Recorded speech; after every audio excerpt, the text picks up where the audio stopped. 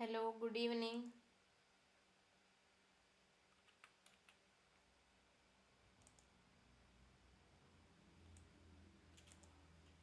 Audible ആണോ?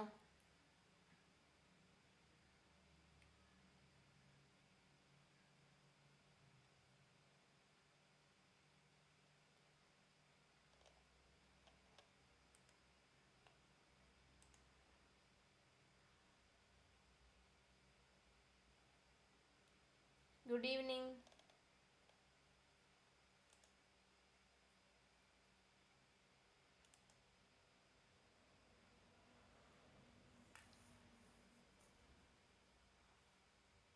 Yes, okay.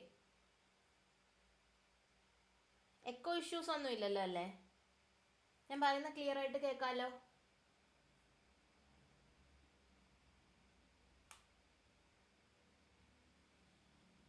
Yes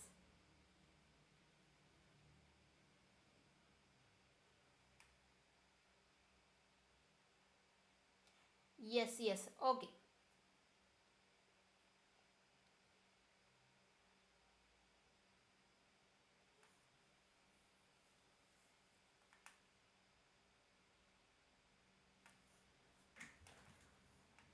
okay okay. Sound കൂട്ടാം. Okay. അപ്പോൾ നമ്മൾ ഇന്ന് നോക്കാൻ പോകുന്നത് കേരള ജോഗ്രഫിയിലെ ഒരു പുതിയ ടോപ്പിക്കാണ്. കേരളത്തിലെ മണ്ണിനങ്ങൾ എന്നുള്ളൊരു ടോപ്പിക്കാണ് നമ്മൾ ഇന്ന് നോക്കാൻ പോകുന്നത്. ഓക്കെ. അപ്പോൾ കേരളത്തിലെ മണ്ണിനങ്ങൾ എന്ന് പറയുമ്പോൾ അല്ലേ, നമുക്ക് എന്തൊക്കെ അറിയാം കേരളത്തിലെ മണ്ണിനങ്ങളെ പറ്റി പറയുമ്പോൾ? മണ്ണിനങ്ങളെ പറ്റി പറയുമ്പോൾ അല്ലെ, മണ്ണിനെ പറ്റി പറയുമ്പോൾ നമുക്ക് പ്രധാനമായിട്ട് നമ്മുടെ മനസ്സിൽ ഓടി വരേണ്ട ഒരു കാര്യം എന്താണ്? എന്താണ് നമ്മുടെ മനസ്സിലേക്ക് ഓടി വരേണ്ട ഒരു പ്രധാനപ്പെട്ട കാര്യം എന്ന് പറയുന്നത്?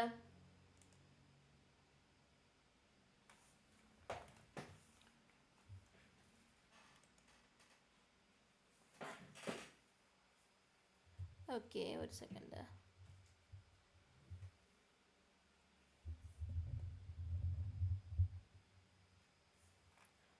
ഇപ്പൊ സൗണ്ട് കൂടുതലാണോ? ഇപ്പൊ കിട്ടുന്നുണ്ടോ?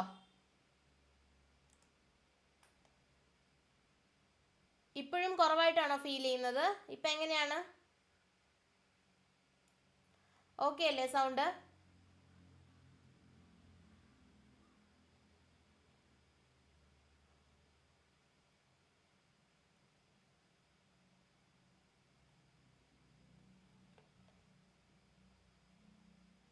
ഓക്കെ. അപ്പോൾ നമ്മൾ നോക്കാൻ പോകുന്ന ടോപ്പിക് എന്ന് പറയുന്നത് കേരളത്തിലെ മണ്ണിനങ്ങൾ എന്ന് പറയുന്ന ഒരു പുതിയ ടോപ്പിക്കാണ്. കേരള ജോഗ്രഫിയുടെ ഒരു പുതിയ സബ്ജക്റ്റാണ് നമ്മൾ ഇന്ന് ഹാൻഡിൽ ചെയ്യാൻ പോകുന്നത്, കേരളത്തിലെ മണ്ണിനങ്ങൾ. അപ്പോൾ മണ്ണിനെ പറ്റി പറയുമ്പോൾ നമ്മൾ ആദ്യമായിട്ട് നമ്മൾ അറിഞ്ഞിരിക്കേണ്ട ഒരു പ്രധാനപ്പെട്ട കാര്യം എന്താണ്? സ്റ്റഡി ഓഫ് സോയിൽസ് അല്ലേ. മണ്ണിനെ പറ്റി പഠിക്കുന്ന ശാസ്ത്ര ശാഖയെ എന്തു പറയും എന്നുള്ളതാണ് നമ്മൾ എന്താണ് ആദ്യമായി അറിഞ്ഞിരിക്കേണ്ട കാര്യം. അപ്പോൾ നമുക്കറിയാം പെഡോളജി എന്നാണ് അല്ലേ. പെഡോളജി എന്നാണ് നമ്മുടെ മണ്ണിനെ പറ്റി പഠിക്കുന്ന ശാസ്ത്രശാഖ അറിയപ്പെടുന്നത്, പെഡോളജി. അങ്ങനെയാണെന്നുണ്ടെങ്കിൽ കല്ലിനെ പറ്റി പഠിക്കുന്നതോ? കല്ലിനെ പറ്റി പഠിക്കുന്നത് പെട്രോളജിയാണ് അല്ലേ. പെട്രോളജിയാണ് കല്ലിനെ പറ്റി പഠിക്കുന്നത്. മണ്ണിനെ പറ്റി പഠിക്കുന്നത് പെഡോളജി, PEDOLOGY, പെഡോളജി എന്നുള്ള എന്താണ് മണ്ണിനെ പറ്റി പഠിക്കുന്നതും പെട്രോളജി എന്ന് പറയുന്നത് കല്ലിനെ പറ്റി പഠിക്കുന്നതും. ഇനി എന്താണ് PAE? സ്പെല്ലിങ് ജസ്റ്റ് ഒന്ന് മാറിയാലോ? അത് സ്പെല്ലിങ് ജസ്റ്റ് ഒന്ന് മാറി പെഡോളജി എന്ന് തന്നെ പറയുമ്പോഴോ അത് മാറിയല്ലേ, കംപ്ലീറ്റ്ലി മാറി, വേറൊരു സയൻസ് ബ്രാഞ്ചായി മാറിക്കഴിഞ്ഞു. നമ്മുടെ PAE പെഡോളജി എന്താണ്? കുട്ടികളെ കുറിച്ച് പഠിക്കുന്ന ശാസ്ത്രശാഖ അല്ലേ. കുട്ടികളെ കുറിച്ച് പഠിക്കുന്ന ശാസ്ത്രശാഖയാണ് ഈ പെഡോളജി എന്ന് പറയുന്നത്. അപ്പോൾ പെഡോളജിയും പെട്രോളജിയും തമ്മിലുള്ള ഡിഫറൻസ് അറിയാം. മണ്ണിനെ പറ്റി പഠിക്കുന്നത് പെഡോളജി, കല്ലിനെ പറ്റി പഠിക്കുന്നത് പെട്രോളജി, കുട്ടികളെ പറ്റി പഠിക്കുന്നതും പെഡോളജി എന്ന് തന്നെ അറിയപ്പെടുന്നു. പക്ഷെ സ്പെല്ലിങ്ങിന് വ്യത്യാസമുണ്ട്, PAE എന്ന് പറയുന്നത് അല്ലേ. ഇനി നമുക്ക് പെട്ടെന്ന് തന്നെ ഉണ്ടാകുന്ന ഒരു പ്രോസസ്സാണോ ഈ മണ്ണ് എന്ന് പറയുന്നത്? മണ്ണുണ്ടാകുന്ന വളരെ പെട്ടെന്ന് നടക്കുമോ? ഇല്ല അല്ലേ. ഒരുപാടധികം കാലമെടുത്താണ് എന്ത് ചെയ്യുന്നത്, നമ്മൾ ഇന്ന് കാണുന്ന രീതിയിൽ എന്ത് ചെയ്യുന്നത്, സോയിൽസ് ഫോം ചെയ്യുന്നത്. അപ്പോൾ കണക്കുകൾ പ്രകാരം, അല്ലെങ്കിൽ നമ്മൾ ജിയോളജി വളരെ നന്നായിട്ട്, ജോഗ്രഫി അല്ല കുറച്ചുകൂടെ എന്താണ് ഈ സോയിലിനെ പറ്റിയുള്ള ഫോർമേഷൻ ഒക്കെ കുറച്ചും കൂടെ ഡീപ്പായി വരുന്നത് ജിയോളജി എന്ന് പറയുന്ന ഒരു ബ്രാഞ്ചുമായി അസോസിയേറ്റ് ചെയ്തിട്ടാണ് അല്ലേ. അപ്പോൾ ജിയോളജിക്ക് പറയുന്നത് എന്താണ്? ഒരു ഇഞ്ച് കനത്തിൽ എന്ത് ചെയ്യണം, മണ്ണ് രൂപപ്പെടാൻ വേണ്ടിയിട്ട് ഏകദേശം 1000 വർഷം, 1000-ഓളം വർഷം എടുത്തിട്ടാണ് എന്ത് ചെയ്യുന്നത്, ഒരു ഇഞ്ച് കനത്തിലുണ്ടാകുന്നത്. അപ്പോൾ നമ്മൾ ഇന്ന് കാണുന്ന രീതിയിലൊക്കെ എന്താണ് മണ്ണ് ഫോം ചെയ്യാൻ വേണ്ടി എത്ര വർഷം എടുത്ത് കാണുമല്ലോ, 1000-കണക്കിന് വർഷം എടുത്തിട്ടായിരിക്കും ഇന്ന് കാണുന്ന രീതിയിൽ എന്ത് ചെയ്തിട്ടുള്ളത്, മണ്ണ് ഫോം ചെയ്തിട്ടുള്ളത്. ഇനി നമ്മൾ പറഞ്ഞു മണ്ണ് എന്താണ് ഫോം ചെയ്യുന്ന പ്രോസസ്സിന് നമ്മൾ പെഡോജെനിസിസ് എന്നാണ് എന്ത് ചെയ്യുന്നത് പറയുന്നത്. നമുക്കറിയാമല്ലേ, ജെനിസിസ് എന്ന് പറഞ്ഞു കഴിഞ്ഞാൽ ഉണ്ടാകുന്ന പ്രോസസ്, ഒരു സാധനം ജനിക്കുന്നു അല്ലേ, ജെനിസിസ്. അപ്പോൾ പെഡോജെനിസിസ് എന്ന് പറഞ്ഞു കഴിഞ്ഞാൽ എന്താണ്, സോയിൽ ഫോർമേഷന്റെ ആ ഒരു പ്രോസസ്സിനെ പറയുന്ന പേരാണ് പെഡോജെനിസിസ്. ഇനി ആ ഫോർമേഷന്റെ പ്രോസസ്സ് പറഞ്ഞു കഴിഞ്ഞാൽ എളുപ്പമാണോ, നമുക്കറിയാമല്ലോ, നമ്മൾ വെതറിങ് അല്ലെങ്കിൽ അപക്ഷയ പ്രക്രിയ അല്ലെ, വെതറിങ്ങിന്റെ മലയാളം എന്താണ്, അപക്ഷയം അല്ലെ, അപക്ഷയം സംഭവിച്ചാണ് എന്തിനു, ശിലകൾക്ക് അല്ലെങ്കിൽ റോക്കുകൾക്ക് അപക്ഷയം സംഭവിച്ചിട്ടാണ് എന്ത് ചെയ്യുന്നത്, നമുക്ക് സോയിൽസ് ഫോം ചെയ്യുന്നത്. ഇനി ശിലകൾക്ക് അപക്ഷയം സംഭവിച്ചാൽ മാത്രം മതിയോ, അതുമായിട്ട് എന്താണ് ജൈവാവശിഷ്ടങ്ങളും കൂടെ എന്ത് ചെയ്യണം, അതിനകത്തൊരു ഹ്യൂമസ് കണ്ടന്റ് കൂടി വേണം അല്ലെ, ഓർഗാനിക് ആയിട്ടുള്ള എന്തെങ്കിലും ഒരു മെറ്റീരിയലും കൂടെ എന്ത് ചെയ്യണം, അതിനകത്തേക്ക് ഇൻകോർപ്പറേറ്റ് ചെയ്യണം, കൂടിച്ചേരണം. അപ്പോഴാണ് എന്ത് ചെയ്യുന്നത്, നമുക്ക് ഫലഭൂയിഷ്ടമായ മണ്ണുകൾ എന്ത് ചെയ്യുന്നത്, ഉണ്ടായി മാറുന്നത്. അപ്പൊ വെതറിങ്ങിനെ പ്രധാനമായും നമ്മൾ എന്താണ്, ആ ഒരു പ്രോസസ്സിനെ 3ആയിട്ട് നമുക്ക് തിരിക്കാം. ഭൗതികമായിട്ട് നടക്കുന്ന അല്ലെ, താപനില, അത് ഊഷ്മാവ്, അല്ലെന്നുണ്ടെങ്കിൽ എന്താണ് ഹ്യൂമിഡിറ്റി, ആർദ്രത, ഇങ്ങനെയുള്ള കണ്ടന്റ് അല്ലെ, നമ്മൾ ഫിസിക്കലായിട്ട് കാണുന്ന ഒരു റോക്കിന്റെ ഫിസിക്കലായിട്ടുള്ള ക്യാരക്ടേഴ്സിനുള്ള മാറ്റം കാരണം സോയിൽ ഫോം ചെയ്യുന്നതിന്, അല്ലെങ്കിൽ അതെന്താണ് അപക്ഷയ പ്രക്രിയ നടക്കുന്നതിനെയാണ് നമ്മൾ എന്ത് പറയുന്നത്, ഫിസിക്കൽ വെതറിങ് എന്ന് പറയുന്നത്. ഇനി കെമിക്കലി വ്യത്യാസം വരികയാണ്. ഫോർ എക്സാമ്പിൾ എന്താണ്, നമുക്ക് ചുണ്ണാമ്പ് കല്ലെടുക്കാം. ചുണ്ണാമ്പ് കല്ലിന്റെ കെമിക്കൽ ഫോർമുല നമുക്കറിയാം അല്ലേ, കാൽഷ്യം കാർബണേറ്റ് ആണ്. കാൽഷ്യം കാർബണേറ്റിന്റെ ഒരു പ്രത്യേകത എന്ന് പറയുന്നത് എന്താണ്, പെട്ടെന്ന് തന്നെ വെള്ളത്തിൽ അലിയുന്ന ഒരു മെറ്റീരിയലാണ് ഈ കാൽഷ്യം കാർബണേറ്റ് എന്ന് പറയുന്നത്. അതുകൊണ്ട് തന്നെ ഈ കാൽഷ്യം കാർബണേറ്റ് ഇരിക്കുന്ന സ്ഥലത്തുകൂടി വെള്ളം പോകുകയാണെന്നുണ്ടെങ്കിൽ, അത് ഗ്രൗണ്ട് വാട്ടറോ സർഫസ് വാട്ടറോ എന്ത് വാട്ടറോ ആയിക്കോട്ടെ, വെള്ളം മൂവ് ചെയ്യുകയാണെങ്കിൽ എന്ത് പറ്റും, ഈ കാൽഷ്യം കാർബണേറ്റിനെയും കൂടി എന്ത് ചെയ്യും, സൊല്യൂഷൻ ആക്കിക്കൊണ്ടാണ് എന്ത് ചെയ്യുന്നത്, ഈ വെള്ളം പോകുന്നത്. അങ്ങനെ എന്ത് ചെയ്യും, അവിടെ ഒരു വെതറിങ് ആക്ടിവിറ്റി നടക്കും. അവിടെ എന്താണ്, ഒരു അപരദന അല്ലെങ്കിൽ അപക്ഷയ പ്രക്രിയ നടക്കും.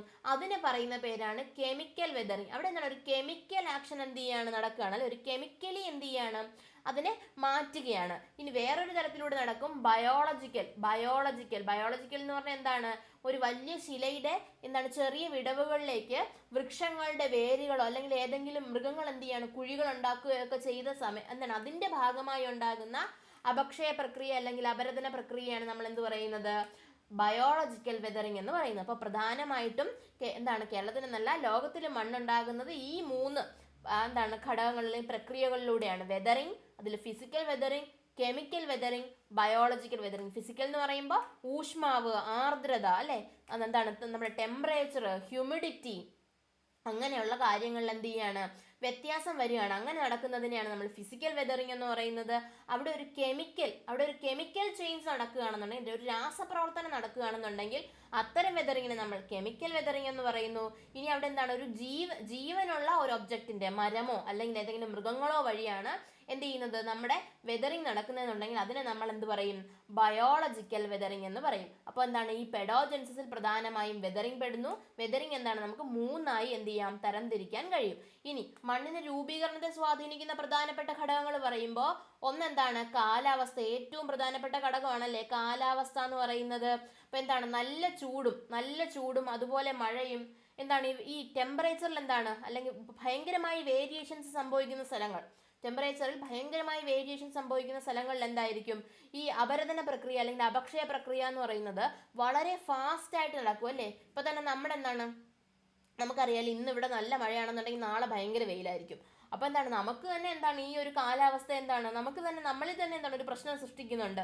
അപ്പോൾ അതുമായിട്ട് അസോസിയേറ്റ് ചെയ്ത് നിൽക്കുന്ന റോക്കുകളിലോ അതുപോലെ എന്താണ്, അവർക്കും എന്താണ് അസ്വസ്ഥതകൾ സൃഷ്ടിക്കും. അവരെന്ത് ചെയ്യും, കുറച്ച് അവരുടെ ബലമൊക്കെ അങ്ങ് കുറയും. അങ്ങനെ എന്ത് ചെയ്യും, ഈ അപക്ഷയ പ്രക്രിയ കുറച്ചെന്താണ് സ്പീഡായി നടക്കും. എന്നാൽ വർഷം മുഴുവൻ ഏകദേശം ഒരേ കാലാവസ്ഥയിൽ നിൽക്കുന്ന ഒരു സ്ഥലമാണെങ്കിലോ അവിടെ വലിയ ചേഞ്ചസ് ഒന്നും ഇല്ലല്ലേ. പെർസിസ്റ്റ് ചെയ്യുന്ന സാധനങ്ങൾ അതുപോലെ തന്നെ എന്ത് ചെയ്യാണ്, വർഷം മുഴുവൻ ഇങ്ങനെ കണ്ടിന്യൂ ചെയ്തുകൊണ്ടിരിക്കുകയാണ്. അപ്പം എന്താണ്, ഈ അപക്ഷയ പ്രക്രിയ കുറച്ച് സ്ലോ ഡൗൺ ചെയ്യും. നടക്കും, അപക്ഷയ പ്രക്രിയ അത്തരം പ്രദേശങ്ങളിൽ നടക്കും. പക്ഷെ എന്താണ്, അവിടെ കുറച്ച് എന്താണ് കാലതാമസം എടുക്കും. അവിടെ സോയിൽ ഉണ്ടാകുന്ന റേറ്റും നമ്മുടെ എന്താണ് ഇപ്പോൾ ട്രോപ്പിക്കൽ റീജിയൻസിലാണ് എന്ത് ചെയ്യുന്നത്, ഞാൻ പറഞ്ഞ ഈ ഒരു ഭയങ്കര വ്യത്യാസത്തിലല്ലേ, മഴയും വെയിലും ഒക്കെ ഇങ്ങനെ വളരെ വളരെ എന്താണ് ഭയങ്കര കോൺട്രാസ്റ്റിൽ നിൽക്കുന്ന സ്ഥലം എന്ന് പറഞ്ഞാൽ ട്രോപ്പിക്കലാണ്. എന്നാൽ വർഷം മുഴുവൻ ഏകദേശം ഒരേ സ്ഥലത്തിൽ എന്താണ് കാലാവസ്ഥാ വ്യതിയാനങ്ങൾ അധികമായിട്ടില്ലാത്ത സ്ഥലമാണ് ഈ പോളാർ റീജിയൻ അല്ലേ. അവിടെ എന്താണ് ഏകദേശം എല്ലാ സമയത്തും നല്ല തണുപ്പായിരിക്കും. അപ്പോൾ അവിടെ എന്താണ് ഈ നടക്കുന്ന അപക്ഷയ പ്രക്രിയകൾ കുറച്ചും കൂടെ സ്ലോ റേറ്റിലായിരിക്കും എന്ത് ചെയ്യുന്നത്, നടക്കുന്നത്. അപ്പോൾ അതാണ് ആദ്യത്തെ ഘടകം. രണ്ടാമത്തത് ഭൂപ്രകൃതി. നമുക്കറിയാം അല്ലേ,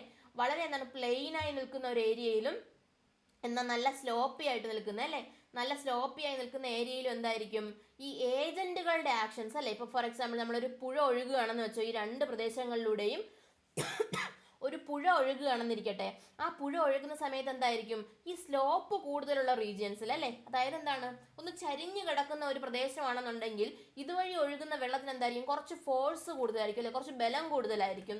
ആ ബലം എന്ത് ചെയ്യും, അവരെ താഴേക്ക് എക്സേർട്ട് ചെയ്യുകയും ഇവിടെ എന്ത് ചെയ്യും അപരദന പ്രക്രിയ നടക്കുകയും ചെയ്യും. ഇവിടെ ഇരിക്കുന്ന ആൾക്കാരെ പെട്ടെന്ന് എന്ത് ചെയ്യും പൊടിയാക്കി പൊടിച്ചെന്ത് ചെയ്യും കൊണ്ടുപോവുകയും ചെയ്യും. എന്നാൽ ഒരു പ്ലെയിനിലൂടെ ഒഴുകുന്നതോ അത്രയും ഫോഴ്സ് ഉണ്ടാവുമോ, ഗ്രേഡിയൻറ്റിന് വലിയ വ്യത്യാസം ഇല്ലാത്തത് കൊണ്ട് തന്നെ ഇവിടെ എന്താണ് ഒഴുകുന്ന വെള്ളത്തിന് എന്തായിരിക്കും കുറച്ച് ഫോഴ്സ് കുറവായിരിക്കും. അതുകൊണ്ട് തന്നെ ഈ ഏരിയാസിൽ എന്തായിരിക്കും ഫോഴ്സ് എന്തായിരിക്കും, ഈ അപരദന പ്രക്രിയ എന്ന് പറഞ്ഞാൽ പുഴയുടെ അപരദന പ്രക്രിയ എന്ന് പറയുന്നത് കുറച്ചും കൂടെ സ്ലോവർ റേറ്റിൽ നടക്കുന്ന ഒരു സ്ഥലമായിരിക്കും. അപ്പോൾ ഭൂപ്രകൃതിയും എന്താണ് നമ്മുടെ മണ്ണിന്റെ രൂപീകരണത്തെ സ്വാധീനിക്കുന്ന ഒരു പ്രധാനപ്പെട്ട ഘടകമാണ്. മൂന്നാമത്തേതാണ് സസ്യങ്ങളും ജന്തുക്കളും.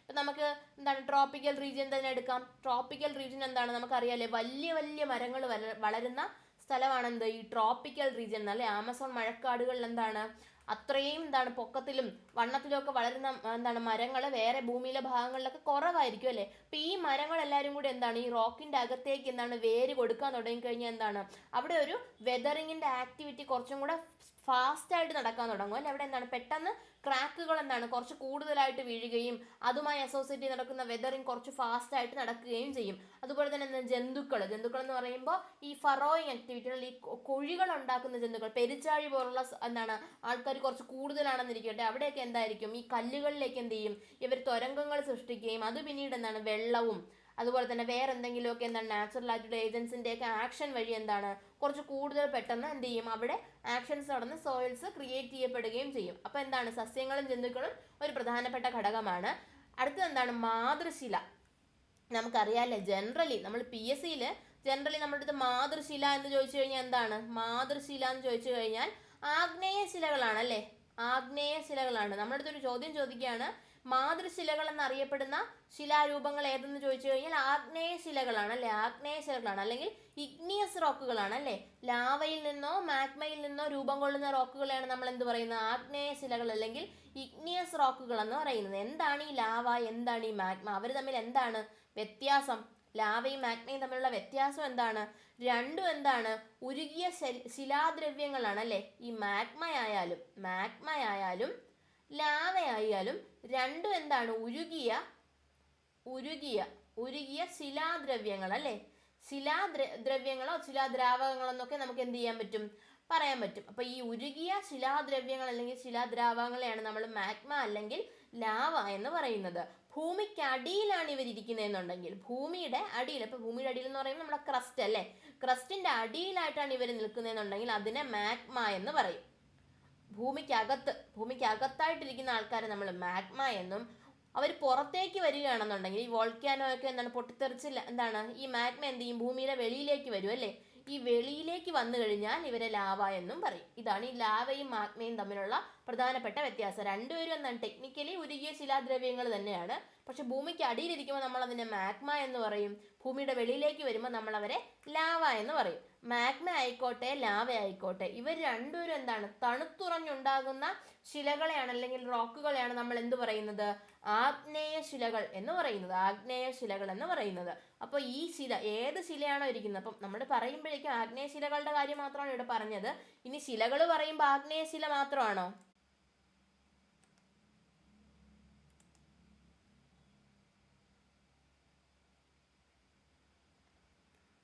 ഇപ്പൊ ക്ലിയർ ആയില്ലേ?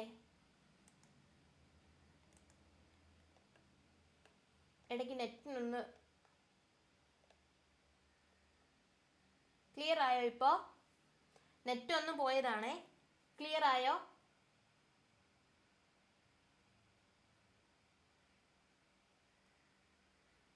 ക്ലിയർ ആയോ?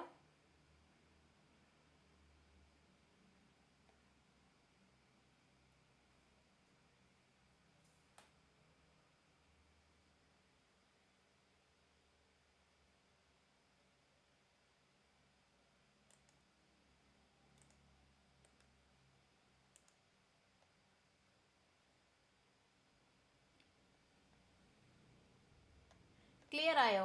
ഓക്കെ. അപ്പോൾ നെറ്റ് ഒന്ന് പോയതാണ്, ഇനി പ്രശ്നമൊന്നും ഉണ്ടാവില്ല. ഓക്കെ, നെറ്റ് വൈഫൈ ഒന്ന് ഓഫായി പോയതാണ്. ഓക്കെ, ഇനി ക്ലിയർ ആയിരിക്കും, ഇനി വേറെ പ്രശ്നമൊന്നും ഉണ്ടാവില്ല. അപ്പോൾ നമ്മൾ പറഞ്ഞുകൊണ്ടിരുന്നത് എന്താണ്? മാതൃശിലയെ പറ്റിയാണ് അല്ലേ.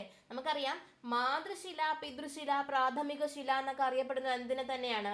ആഗ്നേയ ശിലകളെ അല്ലെങ്കിൽ ഇഗ്നിയസ് റോക്കുകളെയാണ് എന്ത് നമ്മുടെ മാതൃശില, പിതൃശില എന്നൊക്കെ അറിയപ്പെടുന്നത്. പക്ഷേ ഈ മാതൃശില എന്ന് പറയും നമ്മുടെ ഈ സോയിലിന്റെ അല്ലെങ്കിൽ മണ്ണിന്റെ കേസിൽ മാതൃശില എന്ന് പറയുമ്പോഴേക്കും അവിടെ എന്താണ് ഇഗ്നിയസ് റോക്കുകളെ മാത്രമല്ല ഉദ്ദേശിക്കുന്നത്. അവരെന്താണ് അവസാദ ശിലകളാവാം, സെഡിമെന്ററി റോക്കുകളാവാം, കായാന്തര ശിലകളാവാം. കായാന്തര ശിലകൾ എന്ന് പറഞ്ഞാൽ എന്താണ്? മെറ്റാമോർഫിക് റോക്കുകളാവാം, അല്ലെങ്കിൽ ഇഗ്നിയസ് അല്ലെങ്കിൽ ആഗ്നേയ ശിലകളാവാം. ഈ 3 ശിലകളെയും എന്താണ് സോയിലിന്റെ ഒരു മണ്ണിന്റെ മാതൃശിലയായി നമുക്ക് പരിഗണിക്കാൻ കഴിയും. അപ്പൊ ഈ 3-ൽ നിന്നും എന്ത് ചെയ്യാം? മണ്ണ് രൂപം കൊള്ളാം. അതാണ് ഇവിടെ മാതൃശില എന്ന് പറയുന്നത്. ഇനി അവസാദ ശിലകളോ കായാന്തര ശിലകളോ ഇഗ്നിയസ് ശിലകളോ ഏത് ശിലകളോ ആയിക്കോട്ടെ, അവിടെ എന്താണ് ഓരോന്നിനും എന്താണ് വെതറിങ് നടക്കുന്നത് ഓരോ റേറ്റിലായിരിക്കും. അപ്പോൾ അവരെ എന്താണ് അത് സോയിൽ ഉണ്ടാകുന്ന പ്രധാനപ്പെട്ട ഘട്ടങ്ങളെ എന്താണ് ബാധിക്കുന്ന ഒരു കാര്യമാണ്. അതുപോലെ തന്നെ ഇവരുടെ കോമ്പോസിഷൻ. ഫോർ എക്സാമ്പിൾ നമുക്കറിയാം അല്ലെ, ബസോൾട്ട് ശിലകൾ എന്താണ് ഒരു ആഗ്നേയ ശിലയാണ്. അവരുണ്ടാക്കുന്ന മണ്ണ് ഏതാണ്? കറുത്ത മണ്ണാണ് അല്ലെ. കറുത്ത മണ്ണാണ് എന്ത് ചെയ്യുന്നത്? കറുത്ത പരുത്തി മണ്ണ് അല്ലെങ്കിൽ റിഗർ സോയിലുകളാണ് എന്ത് ഈ ബസോൾട്ട് ശിലകൾ ഉണ്ടാക്കുന്നത്. ഇനി അവസാദ ശിലകളിൽ പെടുന്ന എന്താണ് മണൽ മണ്ണ് ഏതിൽ നിന്നാണ് ഉണ്ടാകുന്നത്? മണൽക്കല്ലിൽ നിന്ന് അല്ലെ, സാൻഡ് സ്റ്റോണുകളിൽ നിന്നാണ് എന്ത് ചെയ്യുന്നത് മണൽ മണ്ണ് ഉണ്ടാകാനുള്ള കൂടുതൽ സാധ്യത വരുന്നത്. ഈ മണൽ എന്താണ് അവസാദ ശിലകളിൽ നിന്നാണ്. അതുപോലെ എന്താണ് ഏത് ശിലയാണോ വരുന്നത് ആ ശിലയ്ക്കനുസരിച്ച് എന്ത് ചെയ്യും നമുക്ക് കിട്ടുന്ന പ്രോഡക്റ്റിനും എന്ത് ചെയ്യും വ്യത്യാസം വരും. അപ്പൊ ഈ മണ്ണ് രൂപീകരണത്തെ സ്വാധീനിക്കുന്ന ഒരു പ്രധാനപ്പെട്ട ഘടകമാണ് എന്ത് ചെയ്യുന്നത് ഏത് ശിലയിൽ നിന്നാണോ ആ മണ്ണ് ഉണ്ടാകുന്നത് അതുപോലെ എന്ത് ചെയ്യും അവരുടെ കോമ്പോസിഷനിൽ എന്ത് ചെയ്യും അവരിൽ ഉണ്ടാകുന്ന ധാതുക്കളിൽ എന്ത് ചെയ്യും വ്യത്യാസങ്ങൾ വരും. അപ്പൊ മാതൃശില മണ്ണിന്റെ രൂപീകരണത്തെ സ്വാധീനിക്കുന്ന ഒരു പ്രധാനപ്പെട്ട ഘടകമാണ്. അതുപോലെ തന്നെ സമയം എന്താണ് മണ്ണിന്റെ രൂപീകരണത്തെ സ്വാധീനിക്കുന്ന ഒരു പ്രധാനപ്പെട്ട ഘടകമാണ് സമയം എന്ന് പറയുന്നത്. ഒരുപാട് സമയം എടുത്തു കഴിഞ്ഞാൽ എന്തായിരിക്കും നന്നായിട്ട് വെതർ ചെയ്ത് എന്താണ് അതിൻ്റെ എല്ലാ ഘടകങ്ങളിലും റോക്കിലുള്ള അല്ലെങ്കിൽ കല്ലിലുള്ള എല്ലാ ഘടകങ്ങളെയും എന്ത് ചെയ്യാൻ പറ്റും മണ്ണിലേക്ക് എത്തിക്കാൻ കഴിയും. എന്നാൽ പെട്ടെന്ന് നടക്കുന്നതാണെങ്കിൽ എന്താണ് എല്ലാ ഘടകങ്ങളിലെയും മണ്ണിലേക്ക് എത്തിക്കാൻ കഴിയണമെന്ന് ഒരു നിർബന്ധവും ഇല്ല. അപ്പോൾ മണ്ണിന്റെ രൂപീകരണത്തെ സ്വാധീനിക്കുന്ന പ്രധാനപ്പെട്ട ഘടകങ്ങൾ എന്തൊക്കെയാണ്? കാലാവസ്ഥയുണ്ട്, ഭൂപ്രകൃതിയുണ്ട്, സസ്യങ്ങളും ജന്തുക്കളും, അതുപോലെ തന്നെ മാതൃശില, സമയം, ഇവയൊക്കെയാണ് പ്രധാനമായിട്ടും എന്ത് ചെയ്യുന്നത് മണ്ണിന്റെ രൂപീകരണത്തെ സ്വാധീനിക്കുന്ന പ്രധാനപ്പെട്ട ഘടകങ്ങൾ എന്ന് പറയുന്നത്. നമുക്കറിയാം അല്ലെ, ഇപ്പോൾ ലാൻഡ് ഡീഗ്രഡേഷൻ അല്ലെ, മണ്ണിന്റെ എന്താണ് ക്വാളിറ്റി നഷ്ടപ്പെട്ടു പോകുന്ന ഒരു കാലഘട്ടമാണല്ലേ. എന്താണ് ഒരുപാട് കുന്നിടിക്കലുകൾ, അതുപോലെ തന്നെ മലയുടെ ഇടിക്കൽ, അശാസ്ത്രീയമായിട്ടുള്ള കൃഷി രീതികൾ, ഇതൊക്കെ കാരണം എന്താണ് മണ്ണിന്റെ ക്വാളിറ്റിയും മണ്ണിന്റെ കണ്ടന്റും ഒക്കെ എന്താണ് നശിച്ചു പോയിക്കൊണ്ടിരിക്കുകയാണ്. അപ്പൊ അത് എന്താണ് നമ്മൾ മണ്ണിനെ സംരക്ഷിക്കുക എന്ന് പറയുന്നത് നമ്മളെ സംബന്ധിച്ചിടത്തോളം എന്താണ് വളരെയധികം ഇമ്പോർട്ടൻ്റ് ആയിട്ടൊരു കാര്യമാണ്. കാരണം ജീവൻ നിലനിർത്തേണ്ടതായിട്ടുള്ള എന്താണ് ഫുഡൊക്കെ കിട്ടുന്നത് എന്താണ് നമുക്ക് മണ്ണിൽ കൃഷി ചെയ്താൽ മാത്രമേ എന്ത് ചെയ്യാൻ കഴിയുള്ളൂ ഫുഡ് കിട്ടുള്ളൂ. അതിനെ മണ്ണിന് എന്താണ് ഉണ്ടാകുന്ന ഒരു ചെറിയ പ്രോസസ്സും എല്ലാം നമ്മൾ പഠിച്ചല്ലേ. 1 ഇഞ്ച് ഉണ്ടാകാൻ വേണ്ടി ഏകദേശം 1000-ഓളം വർഷങ്ങൾ എടുക്കുന്നത് കൊണ്ട് തന്നെ ഇത് പെട്ടെന്ന് എന്ത് ചെയ്യില്ല റീജനറേറ്റ് ആവാത്തത് കൂടെ കൊണ്ട് എന്താണ് മണ്ണിനെ സംരക്ഷിക്കേണ്ടത് നമ്മുടെ ഓരോരുത്തരുടെയും എന്താണ് ആവശ്യമാണ്. നമ്മൾക്ക് ജീവിച്ചിരിക്കാൻ വേണ്ടിയിട്ട് എന്താണ് അല്ലെങ്കിൽ ഈ ഒരു തലമുറയെ കൂടി സസ്റ്റെയിൻ ചെയ്യാൻ വേണ്ടിയിട്ട് മണ്ണിനെ എത്രത്തോളം കൺസർവ് ചെയ്യാൻ പറ്റുമോ അത്രത്തോളം നമ്മൾ എന്ത് ചെയ്യണം കൺസർവ് ചെയ്തുകൊണ്ടേ ഇരിക്കുക. ഇനി നമുക്കറിയാം നമ്മളൊരു കിണർ കുഴിക്കുകയാണ്. നമ്മുടെ വീട്ടിലൊക്കെ എന്താണ് സ്വാഭാവികമായി നടക്കുന്ന ഒരു പ്രോസസ്സാണല്ലേ കിണറുകൾ കുഴിക്കുക എന്ന് പറയുന്നത്. കിണറുകൾ കുഴിക്കുമ്പോൾ നമുക്കറിയാലേ പാളികളായിട്ട് അല്ലെങ്കിൽ ലെയറുകളായിട്ടാണ് എന്ത് ചെയ്യുന്നത് ഈ മണ്ണുകൾ കാണുന്നത് അല്ലേ. മണ്ണിന്റെ എന്താണ് നമ്മൾ താഴോട്ട് കുഴിച്ചു പോകുന്തോറും എന്താണ് ഒരു ഘട്ടം വരെ ഒരു രീതി, അതിനുശേഷം താഴേക്ക് വരുമ്പോഴേക്കും എന്താണ് കളറ് മാറുന്നു, വീണ്ടും എന്താണ് അതിന് ടെക്സ്ചർ മാറുന്നു. അങ്ങനെ എന്താണ് മണ്ണിന് എന്ത് ചെയ്യാണ് ഓരോ എന്താണ് ആഴങ്ങളിലേക്ക് പോകും തോറും അതിൻ്റെ മൊത്തത്തിലുള്ള ഘടനയിൽ തന്നെ എന്താണ് വല്ലാത്ത വ്യത്യാസങ്ങൾ ഉണ്ടാവും അല്ലേ. അപ്പോൾ ഈ മണ്ണ് പാളികളായി കാണുന്നത് കൊണ്ട് തന്നെ, തിരശ്ചീനമായിട്ട് ലെയേഴ്സ് ആയിട്ട് കാണുന്നത് കൊണ്ട് തന്നെ ഈ മണ്ണിനെ ഇങ്ങനെ എന്താണ് ഇങ്ങനെ പാളികളായിട്ട് കാണുന്നതിനെയാണ് നമ്മൾ സോയിൽ ഹൊറൈസൺസ് എന്ന് പറയുന്നത്. സോയിൽ ഹൊറൈസൺസ് എന്ന് പറയുന്നത് സോയിൽ ഹൊറൈസൺസ് എന്ന് പറയുന്നത് പ്രധാനമായിട്ടും 3 സോയിൽ ഹൊറൈസൺസ് ആണ് ഉള്ളത്. അപ്പം നമ്മൾ എങ്ങനെയാണ് മണ്ണിന്റെ ഘടനയാണല്ലേ, എങ്ങനെയാണ് മണ്ണ് നമ്മൾ എന്താണ് ഭൂമിക്ക് അടിയിൽ കാണുന്നതെന്നാണ് നമ്മൾ പറയുന്നത്. നമുക്കറിയാം പാളികളുടെ രൂപത്തിൽ അല്ലെ, ഓരോ ലെയറുകളായിട്ടാണ് എന്ത് ചെയ്യുന്നത് നമുക്ക് മണ്ണ് കാണാൻ കഴിയുന്നത്. അപ്പൊ ഈ ഓരോ ലെയറിനെയും നമ്മൾ എന്താണ് വിളിക്കുന്ന പേരാണ് സോയിൽ ഹൊറൈസൺസ്, അല്ലെങ്കിൽ മണ്ണിന്റെ പാളികൾ എന്ന് എന്ത് ചെയ്യാം നമുക്ക് പറയാൻ പറ്റും. അങ്ങനെ പ്രധാനമായും 3 പാളികളാണ് എന്ത് നമ്മുടെ സോയിലിന്റെ ഘടനയെ പറ്റി പറയുമ്പോൾ നമുക്കുള്ളത്. എ ബി സി, മുകളിൽ നിന്ന് താഴേക്ക് എ ബി സി എന്നുള്ള ഘടനയിലാണ് എന്ത് ചെയ്യുന്നത് നമുക്ക് സോയിലിരിക്കുന്നത്, സോയിലിന്റെ ഹൊറൈസൺസ് ഉള്ളത്. ഇനി നമുക്കറിയാലേ ചില വീടുകളിൽ ഇങ്ങനെ കുഴിച്ച് മണ്ണ് തീർന്നു പോകും അല്ലെ, കുഴിച്ച് എന്താണ് മണ്ണ് അങ്ങ് കഴിയും, എന്നാലും വെള്ളം കിട്ടൂല. പക്ഷെ നമ്മൾ എന്താണ് ഒരു പാറയിലാണല്ലേ എത്തുന്നത്, നല്ല എന്താണ് പാറയിലെത്തും, അവസാനം എന്താണ് ഈ പാറ പൊട്ടിച്ചാണ് എന്ത് ചെയ്യുന്നത് നമുക്ക് വെള്ളം എടുക്കാൻ വേണ്ടി പറ്റുന്നത്. അപ്പൊ ഈ പാറ എന്താണ് നമ്മുടെ ഈ സോയിൽ എല്ലാം കഴിഞ്ഞിട്ട് അവസാനം എന്താണ് കട്ടിയുള്ള പാറകളിലേക്ക് അല്ലെങ്കിൽ ശിലകളിലേക്ക് എത്തുന്നു. ആ ശിലകളെയാണ് നമ്മൾ എന്ത് പറയുന്നത് ബെഡ് റോക്കുകൾ എന്ന് പറയുന്നത്. അപ്പൊ നമ്മളെന്താണ് മണ്ണ് കാണാൻ കഴിയുന്നത് എന്താണ് പാളികളായിട്ടാണ് കാണാൻ കഴിയുന്നതെന്ന് പറഞ്ഞു, അല്ലെങ്കിൽ ലെയറുകളായിട്ടാണ് കാണാൻ കഴിയുന്നതെന്ന് പറഞ്ഞു. ഈ ലെയറുകളെയാണ് നമ്മൾ സോയിൽ ഹൊറൈസൺസ് എന്ന് പറയുന്നതെന്ന് പറഞ്ഞു. പ്രധാനമായിട്ടും 3 സോയിൽ ഹൊറൈസൺസ് ആണ് ഉള്ളതെന്ന് പറഞ്ഞു. A B C. എ എന്ന് പറയുന്നത് ഏറ്റവും മുകളിൽ കാണുന്ന സോയില്, അതിൻ്റെ തൊട്ട് താഴെയായി കാണുന്നതിനെ ബി എന്ന് പറയും, അതിൻ്റെ തൊട്ട് താഴെ കാണുന്നതിന് നമ്മൾ സി എന്ന് പറയും. ഈ സി എന്ന് പറയുന്ന സോയിൽ ഹൊറൈസൺ കഴിഞ്ഞു കഴിഞ്ഞാൽ കാണുന്ന കല്ലുകളെ നമ്മൾ പറയുന്ന പേരെന്താണ് ബെഡ് റോക്കുകൾ എന്നാണ് എന്ത് ചെയ്യുന്നത് നമ്മൾ ഏറ്റവും താഴെയായിട്ട് കാണുന്ന കല്ലുകളെ പറയുന്ന പേര്. ഇനി ഈ സി ഹൊറൈസൺ എന്ന് പറയുന്നത് എന്താണ് ഏറ്റവും അടിയിലായി കാണുന്നത് കൊണ്ട് തന്നെ നമ്മുടെ എന്താണ് ബെഡ് റോക്കുമായിട്ട് എന്താണ് വളരെ സാമ്യമുള്ള ഒരു കോമ്പോസിഷൻ ആയിരിക്കും എന്ത് ചെയ്യുന്നത് നമ്മുടെ ഈ സി എന്താണ് ഹൊറൈസണിലുള്ള മണ്ണിനുള്ളത്.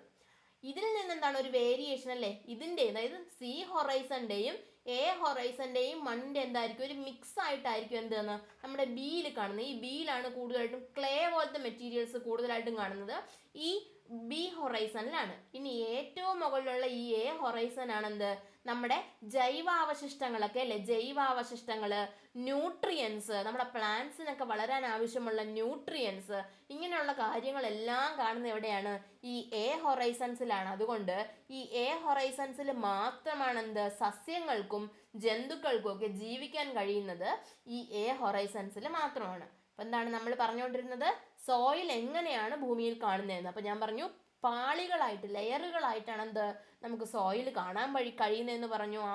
ആ ലെയറുകളെ നമ്മൾ വിളിക്കുന്ന പേരാണ് സോയിൽ ഹൊറൈസൺസ് എന്ന് പറഞ്ഞു. പ്രധാനമായിട്ടും 3 ഹൊറൈസൺ ആയിട്ട് നമുക്ക് സോയിലിനെ തിരിക്കാമെന്ന് പറഞ്ഞു. A B C. അതിൽ ഏറ്റവും മുകളിലായി കാണുന്നത് എ. ആ എയിലാണ് എന്ത് നമ്മുടെ ഒരു പ്ലാന്റിന് അല്ലെങ്കിൽ ഒരു വൃക്ഷത്തിന് അല്ലെങ്കിൽ ഒരു എന്താണ് മനുഷ്യനൊക്കെ ജീവിക്കാൻ ആവശ്യമായിട്ടുള്ള എല്ലാത്തരം ന്യൂട്രിയൻസും എല്ലാത്തരം ഘടകങ്ങളും കാണുന്നത് ഈ എ ഹൊറൈസൺസിലാണ്. അതിന് തൊട്ട് താഴെയായി കാണുന്നതാണ് ബി എന്ന് പറയുന്നത്, അതിനും താഴെയായി കാണുന്നതാണ് സി. സിയുടെ അടിയിൽ ബെഡ് റോക്കുകളാണ് ഉള്ളതെന്ന് പറഞ്ഞു. അതുകൊണ്ട് തന്നെ ഈ സി ബെഡ് റോക്കിന്റെ കോമ്പോസിഷനുമായിട്ട് എന്താണ് വളരെ അടുത്ത് നിൽക്കുന്ന ഒരു കോമ്പോസിഷൻ ആയിരിക്കും സിയിൽ കാണാൻ കഴിയുന്നത്. സിയിൽ നിന്ന് എയിലേക്കുള്ള ഒരു വേരിയേഷൻ ആയിരിക്കും ശരിക്കും പറഞ്ഞാൽ ഈ ബി എന്ന് പറയുന്ന ഈ ഒരു ഹൊറൈസൺ കാണിക്കുന്നത്. ഇനി നമ്മളെന്താണ് ഓരോ ഹൊറൈസണെയും പറ്റി പറഞ്ഞതാണ് അല്ലേ. ഇനി ഇവരെന്താണ് 3 പേരെയും ചേർത്ത് പറയുന്നതാണ്. ഇത് ശരിക്കും പറഞ്ഞു കഴിഞ്ഞാൽ എന്താണ് നമ്മളത് ഒരു സോയിലിനെ നെടുകെ മുറിച്ച് വെച്ചിട്ട് ഇങ്ങനെ നമ്മളെന്താണ് ഓരോരുത്തരായിട്ട് പറഞ്ഞുകൊണ്ടിരുന്നതാണ്. ഈ 3 ആൾക്കാരും ചേർത്ത് വെച്ച് പറയുന്നതാണ് സോയിൽ പ്രൊഫൈൽ. ഇതൊരു വെർട്ടിക്കൽ സെക്ഷൻ ആയിട്ട് അല്ലേ, ഒരു എന്താണ് വെർട്ടിക്കൽ സെക്ഷൻ ആയിട്ട് പറയുന്നതാണ് സോയിൽ പ്രൊഫൈൽ. ജസ്റ്റ് അറിഞ്ഞിരിക്കാൻ വേണ്ടി പറഞ്ഞു എന്നേ ഉള്ളൂ. അപ്പോൾ സോയിൽ പ്രൊഫൈലും സോയിൽ ഹൊറൈസൺസും മനസ്സിലായി എന്ന് വിശ്വസിക്കുന്നു. സോയിൽ പ്രൊഫൈലും സോയിൽ ഹൊറൈസൺസും മനസ്സിലായെന്നാണ് എന്ത് കരുതുന്നത്. അപ്പോൾ നമ്മൾ എന്താണ് നെക്സ്റ്റ് നോക്കാൻ പോകുന്നത് UN അല്ലേ, നമ്മുടെ എന്താണ് ഐക്യരാഷ്ട്രസഭ എന്താണ് മണ്ണ് വർഷമായിട്ട്, ഏത് വർഷത്തെയാണ് മണ്ണ് വർഷം, അന്താരാഷ്ട്ര മണ്ണ് വർഷമായി ആചരിച്ചതെന്ന് നമ്മൾ അറിയണം. 2015 2015 UN അന്താരാഷ്ട്ര മണ്ണ് വർഷമായിട്ട് ആചരിക്കുന്നത്. 2015 UN അന്താരാഷ്ട്ര മണ്ണ് വർഷമായിട്ട് ആചരിച്ചിട്ടുള്ളത്. ഡിസംബർ 15 ഡിസംബർ 5 ജസ്റ്റ് ഒരു തിരുത്തുണ്ടേ, ഡിസംബർ 5 കേട്ടോ, അത് എഴുതിയപ്പോൾ തെറ്റിപ്പോയതാണ്. ഡിസംബർ 5 അന്താരാഷ്ട്ര മണ്ണ് ദിനമായിട്ട് ആചരിക്കുന്നത്. ഡിസംബർ 5 എന്തായിരുന്നു ഈ വർഷം 2023 തീം, വേൾഡ് സോയിൽ ഡേയുടെ തീം എന്തായിരുന്നു എന്നറിയാമോ? വേൾഡ് സോയിൽ ഡേയുടെ തീം എന്തായിരുന്നു എന്നറിയാവോ?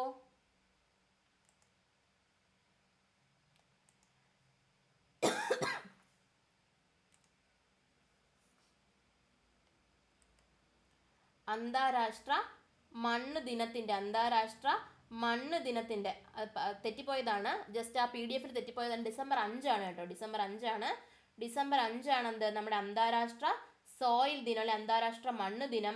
എന്തായിരുന്നു 2023 തീം എന്നറിയാമോ? 2023 അന്താരാഷ്ട്ര മണ്ണ് ദിനത്തിന്റെ തീം എന്തായിരുന്നു എന്നറിയാമോ?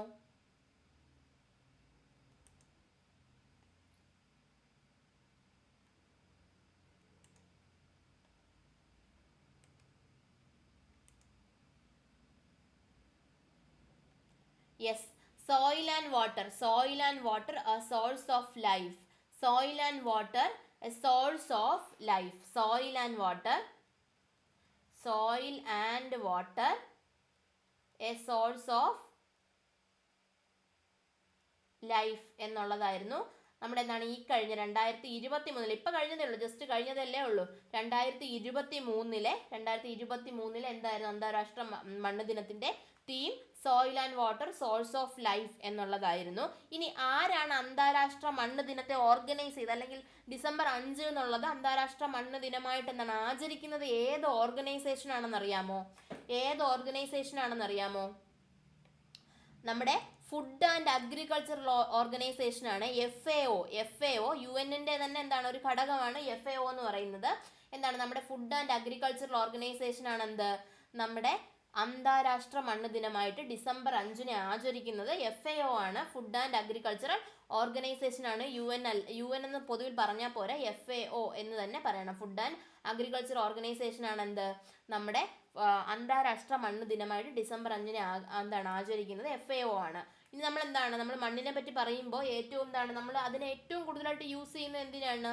കൃഷിക്കാണ്, അല്ലേ? ഇനി കൃഷിക്ക് ഏറ്റവും അനുയോജ്യമായിട്ടുള്ള മണ്ണിന്റെ pH മൂല്യം എന്ന് പറയുന്നത് ഏകദേശം 6.5 to 7 ആണ്. 6.5 മുതൽ 7 വരെ pH മൂല്യമുള്ള മണ്ണുകളെയാണ് നമ്മുടെ കൃഷിക്ക് ഏറ്റവും അനുയോജ്യമായിട്ടുള്ള മണ്ണുകൾ എന്ന് പറയുന്നത്. കൃഷിക്ക് ഏറ്റവും അനുയോജ്യമായിട്ടുള്ള മണ്ണുകൾ എന്ന് പറയുന്നത് 6.5 മുതൽ 7 വരെ pH മൂല്യമുള്ള മണ്ണുകളെയാണ്. ഇനി പ്രധാനമായിട്ടും ഭൂമിശാസ്ത്രപരമായിട്ട് നമ്മൾ പ്രധാനമായിട്ടും മണ്ണിനെ അവരുടെ ഫിസിക്കൽ, കെമിക്കൽ, ബയോളജിക്കൽ ഒക്കെ ആയിട്ടുള്ള ആസ്പെക്ട്സ് വെച്ചിട്ട്, അങ്ങനെയുള്ള ഓരോരോ പ്രത്യേകതകൾ വെച്ചിട്ട് മണ്ണിനങ്ങളെ ഒരുപാട് രീതിയിൽ തരംതിരിക്കുന്നുണ്ട്. ഒത്തിരി അധികം രീതിയിൽ തരംതിരിക്കുന്നുണ്ട്. ഇനി മണ്ണിന്റെ രാസ സ്വഭാവം അനുസരിച്ച് മണ്ണിനെ നമുക്ക് 2 രീതിയിലാണ് തരംതിരിക്കാൻ കഴിയുന്നത്. അതെന്തൊക്കെയാണ്? അമ്ല സ്വഭാവമുള്ളത്, അല്ലെ? ആസിഡ് സ്വഭാവമുള്ളതും ക്ഷാരഗുണമുള്ളത്. ക്ഷാരഗുണം എന്ന് പറയുമ്പോൾ ബേസ് അല്ലെങ്കിൽ ആൽക്കലി സ്വഭാവം ഉള്ളതുമായിട്ടുള്ള 2 തരത്തിലുള്ള മണ്ണാണ്. അതിന്റെ രാസ സ്വഭാവം അനുസരിച്ച് അല്ലെങ്കിൽ pHന്റെ ബേസിസിൽ നമുക്ക് മണ്ണുകൾ 2 രീതിയിൽ തിരിക്കാം. അമ്ല സ്വഭാവം ഉള്ളത് അല്ലെങ്കിൽ അസിഡിറ്റി കൂടിയ മണ്ണുകളും, അല്ലെങ്കിൽ ബേസ് അല്ലെങ്കിൽ ആൽക്കലി സ്വഭാവം കൂടുതലായിട്ടുള്ള ക്ഷാരഗുണമുള്ള മണ്ണുകളെന്നാണ് പ്രധാനമായിട്ടും നമുക്ക് തിരിക്കാൻ കഴിയുന്നത്. ഇനി മണ്ണിന്റെ ക്ഷാരഗുണം കുറയ്ക്കാൻ വേണ്ടിയിട്ട് അതിന്റെ ആ ബേസിക് സ്വഭാവം അല്ലെങ്കിൽ ഒരു ആൽക്കലി ഗുണം കുറയ്ക്കാൻ വേണ്ടിയിട്ട് പ്രധാനമായിട്ട് ഉപയോഗിക്കുന്ന ആലം എന്നൊക്കെ അറിയപ്പെടുന്ന അലൂമിനിയം സൾഫേറ്റുകളാണ്. അലൂമിനിയം Al2SO4 ത്രൈസ് എന്നറിയപ്പെടുന്ന അലൂമിനിയം സൾഫേറ്റുകളെയാണ് എന്ത് നമ്മുടെ മണ്ണിന്റെ ക്ഷാരഗുണം അല്ലെങ്കിൽ ആ ഒരു ആൽക്കലി സ്വഭാവം കുറയ്ക്കാൻ വേണ്ടിയിട്ട് എന്ത് ചെയ്യുന്നത് ഉപയോഗിക്കുന്നത്. ഇനി അമ്ലത അല്ലെങ്കിൽ അസിഡിറ്റി കുറയ്ക്കാനാണെങ്കിൽ നമുക്ക് എല്ലാവർക്കും അറിയാലേ കുമ്മായം, കാൽഷ്യം ഹൈഡ്രോക്സൈഡ് അല്ലെങ്കിൽ കുമ്മായമാണ് എന്ത് അമ്ലത കുറയ്ക്കാൻ വേണ്ടിയിട്ട് ഉപയോഗിക്കുന്നത്. ഈ അമ്ലത ക്ഷാരത എന്നൊക്കെ പറയുമ്പോൾ എന്താ നമുക്കറിയാമല്ലേ, 7ൽ താഴെ pH മൂല്യം 7ൽ താഴെ വരുമ്പോഴാണ് എന്ത് നമ്മുടെ ആസിഡ് നേച്ചർ വരുന്നത് അല്ലെ. ആസിഡ് നേച്ചർ വരുന്നത് 7ൽ കൂടുതലാണെന്നുണ്ടെങ്കിൽ നമ്മൾ എന്ത് പറയും, അതിനെ ക്ഷാര സ്വഭാവം അല്ലെങ്കിൽ ബേസ് അല്ലെന്നുണ്ടെങ്കിൽ ആൽക്കലി എന്നൊക്കെ പറയുന്നത് എന്താണ്, 7ൽ കൂടുതൽ എന്താണ് pH ഉള്ള ആൾക്കാരെയാണ്. 7ൽ കൂടുതൽ pH ഉള്ള ആൾക്കാരെയാണ് നമ്മൾ എന്ത് പറയുന്നത്, ക്ഷാരഗുണം ഉള്ളതെന്ന് പറയുന്നത്. 7ൽ കുറവാണെന്നുണ്ടെങ്കിൽ നമ്മൾ അമ്ല സ്വഭാവം ഉള്ളതെന്നും പറയും. ഇനി എന്താണ് മണ്ണിന് മണം നൽകുന്നത് എന്നുള്ളതിനെ കഴിഞ്ഞ് എന്താണ് ജൈവ വസ്തുക്കളുടെ എന്താണ് ജീർണിക്കാൻ വേണ്ടിയിട്ട്. നമുക്കറിയാമല്ലേ ഈ മണ്ണിന് ആ ഒരു മണമൊക്കെ കിട്ടുന്നത് എന്താണ്, അതിൽ ആ ഒരു ജൈവിക ഘടകം വരുമ്പോഴാണ് മണ്ണിന് ആ ഒരു മണം കിട്ടുന്നത്. അതുകൊണ്ടാണ് എന്ത് മണ്ണിന് മണം നൽകുന്നതെന്ന് പറഞ്ഞത്. വേറൊരു രീതിയിലും ചോദിക്കാം, എന്താണ് ജൈവ വസ്തുക്കൾ എന്താണ് ജീർണിക്കാൻ വേണ്ടിയിട്ട്, മണ്ണിലെ വസ്തുക്കൾ എന്താണ് ജീർണിക്കാൻ വേണ്ടിയിട്ട് സഹായിക്കുന്ന ബാക്ടീരിയ എന്നും ചോദിക്കാം. 2 ചോദ്യത്തിനും ഒന്നാണ് ഉത്തരം, ആക്ടിനോബാക്ടീരിയ എന്നാണ് ഉത്തരം. മണ്ണിന് മണം നൽകുന്നതെന്നും ചോദിക്കാം. അല്ല മണ്ണിലെ ജൈവ വസ്തുക്കൾ എന്ത് ചെയ്യാൻ വേണ്ടിയിട്ട് ജീർണിക്കാൻ വേണ്ടിയിട്ട് സഹായിക്കുന്ന ബാക്ടീരിയ എന്ന് ചോദിച്ചു കഴിഞ്ഞാലും ആൻസർ ഒന്ന് തന്നെയാണ്, ആക്ടിനോബാക്ടീരിയ. അങ്ങനെയാണെന്നുണ്ടെങ്കിൽ എന്താണ് മണ്ണിലെ നൈട്രജനെ ഫിക്സ് ചെയ്യാൻ വേണ്ടിയിട്ട് അല്ലേ, മണ്ണിലെ നൈട്രജനെ ഫിക്സ് ചെയ്യാൻ വേണ്ടിയിട്ട് സഹായിക്കുന്ന ബാക്ടീരിയ എന്ന് ചോദിച്ചു കഴിഞ്ഞാൽ നമ്മുടെ മനസ്സിലേക്ക് എത്തേണ്ടത് ആരാണ്, അസറ്റോബാക്ടർ എന്ന് പറയുന്ന ബാക്ടീരിയയാണ് എന്ത് മണ്ണിലെ നൈട്രജൻ ഫിക്സേഷന് സഹായിക്കുന്ന ഒരു പ്രധാനപ്പെട്ട ബാക്ടീരിയ. എന്നാൽ അസറ്റോബാക്ടർ മാത്രമാണോ, അസറ്റോബാക്ടർ മാത്രമല്ല, നമ്മൾ എന്താണ് കുഞ്ഞു ക്ലാസ്സിലൊക്കെ പഠിച്ചിട്ടുണ്ടല്ലേ, റൈസോബിയം,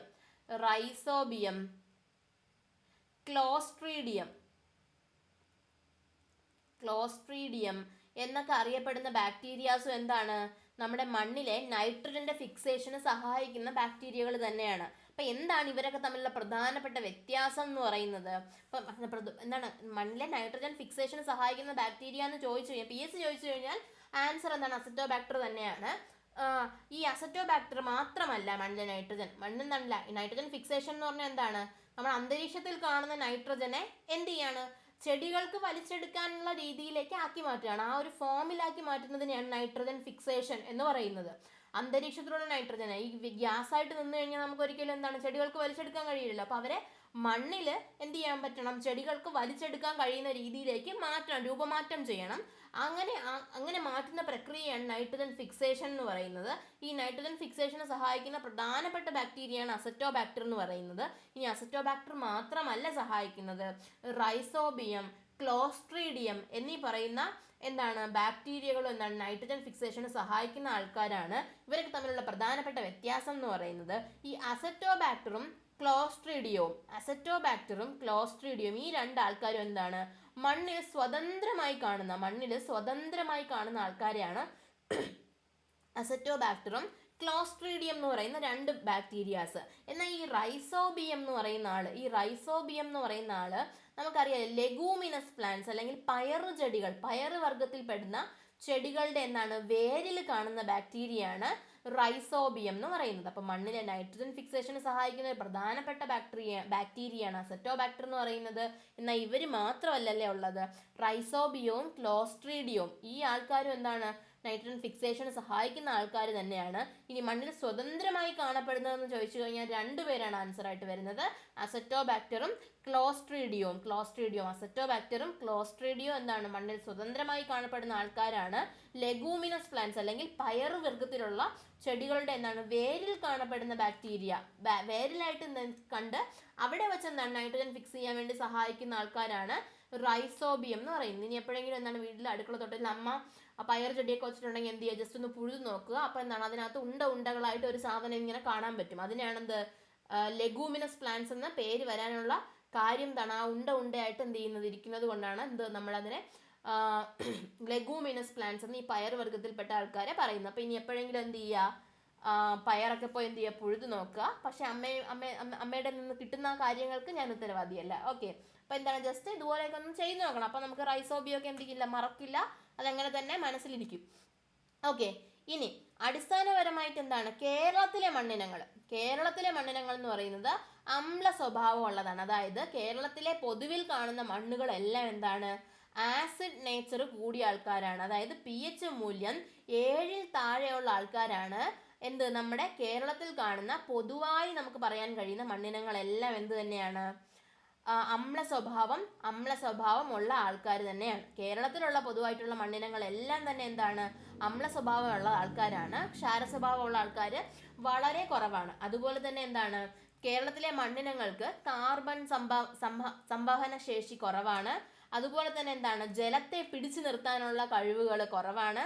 അതുപോലെ തന്നെ ഫോസ്ഫേറ്റ് പോലുള്ള ധാതുക്കൾ എന്താണ് ഈ മണ്ണ് ഉറപ്പിക്കാനുള്ള കഴിവാണ്. ഇതൊക്കെ കുറഞ്ഞ ആൾക്കാരാണ് കേരളത്തിലെ പൊതുവിൽ കാണുന്ന മണ്ണിനങ്ങൾ എന്ന് പറയുന്നത്. പിന്നെ കേരളത്തിൽ എന്താണ് ഒരു മണ്ണ് മ്യൂസിയം സ്ഥിതി ചെയ്യുന്നുണ്ട്. എവിടെയാണെന്ന് അറിയാമോ? തിരുവനന്തപുരം ജില്ലയിലെ പാറോട്ടുകോണത്താണ് നമ്മുടെ കേരളത്തിലെ മണ്ണ് മ്യൂസിയം സ്ഥിതി ചെയ്യുന്നത്. ഇന്ത്യയിലെ തന്നെ ആദ്യത്തെ, കേരളത്തിലെ മാത്രമല്ല ഇന്ത്യയിലെ തന്നെ ആദ്യത്തെ ഒരു മണ്ണ് മ്യൂസിയമാണ് നമ്മുടെ തിരുവനന്തപുരത്തുള്ള ഈ മണ്ണ് മ്യൂസിയം എന്ന് പറയുന്നത്. തിരുവനന്തപുരത്തുള്ള മണ്ണ് മ്യൂസിയം എന്ന് പറയുന്നത് ഏകദേശം 82 ഇനത്തോളം മണ്ണിനങ്ങൾ എന്ത് ചെയ്യുന്നുണ്ട് ഇവിടെ കാണുന്നുണ്ട്. ഏകദേശം 82 ഇനത്തോളം മണ്ണിനങ്ങളെ എന്ത് ചെയ്യുന്നുണ്ട് ഈ മണ്ണ് മ്യൂസിയത്തിൽ പ്രദർശിപ്പിച്ചിട്ടുണ്ട്. ഇന്ത്യയിലെ തന്നെ ആദ്യത്തെ മണ്ണ് മ്യൂസിയമാണ് നമ്മുടെ തിരുവനന്തപുരം ജില്ലയിലെ പാറോട്ടുകോണത്തുള്ള മണ്ണ് മ്യൂസിയം എന്ന് പറയുന്നത്. 2014 സ്ഥാപിച്ചത്. 2014 സ്ഥാപിച്ചത്. സെൻട്രൽ സോയിൽ അനലിറ്റിക്കൽ ലബോറട്ടറിയായിട്ട് ചേർന്നിട്ടാണ് ഈ മണ്ണ് മ്യൂസിയം പ്രവർത്തിക്കുന്നത്. ഇനി കേരളത്തിൽ നമുക്കറിയാലോ ഒരു പ്രീവിയസ് ഇയർ ക്വസ്റ്റ്യൻ ആണ് കേരളത്തില് ഏറ്റവും കൂടുതൽ കാണപ്പെടുന്ന മണ്ണിനം ഏത് എന്നുള്ളത് ഒരു പ്രീവിയസ് ഇയർ ക്വസ്റ്റ്യൻ ആണ്. നമുക്കറിയാം ലാറ്ററൈറ്റ് അല്ലെങ്കിൽ ചെങ്കൽ മണ്ണ് അല്ലെങ്കിൽ വെട്ടുകൽ മണ്ണ് എന്നൊക്കെ അറിയപ്പെടുന്ന ലാറ്ററൈറ്റ് ആണ് കേരളത്തിൽ ഏറ്റവും പ്രധാനമായിട്ട് കാണപ്പെടുന്ന മണ്ണിനം എന്ന് പറയുന്നത്. കേരളത്തിലെ 65% കാണപ്പെടുന്നത് ലാറ്ററൈറ്റ് മണ്ണ് തന്നെയാണ്. കേരളത്തിൽ 65% കാണുന്നത് ലാറ്ററൈറ്റ് മണ്ണ് തന്നെയാണ്. 65% കാണുന്നത് ലാറ്ററൈറ്റ് മണ്ണ് തന്നെയാണ്. GSI അംഗീകരിച്ചിട്ടുള്ള ഒരു ലാറ്ററൈറ്റ് മ്യൂസിയം. ലാറ്ററൈറ്റ് ഒരു പ്രൊട്ടക്റ്റഡ് ഏരിയ ഉണ്ട് അല്ലേ? GSI അംഗീകരിച്ചിട്ടുള്ള ഒരു ജിയോളജിക്കൽ മോണ്യുമെന്റ് ഉണ്ട്. ലാറ്ററൈറ്റ് ജിയോളജിക്കൽ മോണ്യുമെന്റ് ഉണ്ട്. നമ്മൾ മുന്നത്തെ ഒരു ക്ലാസ്സിൽ പറഞ്ഞിട്ടുള്ളതാണ്. അങ്ങാടിപ്പുറം അല്ലെ, മലപ്പുറം ജില്ലയിലെ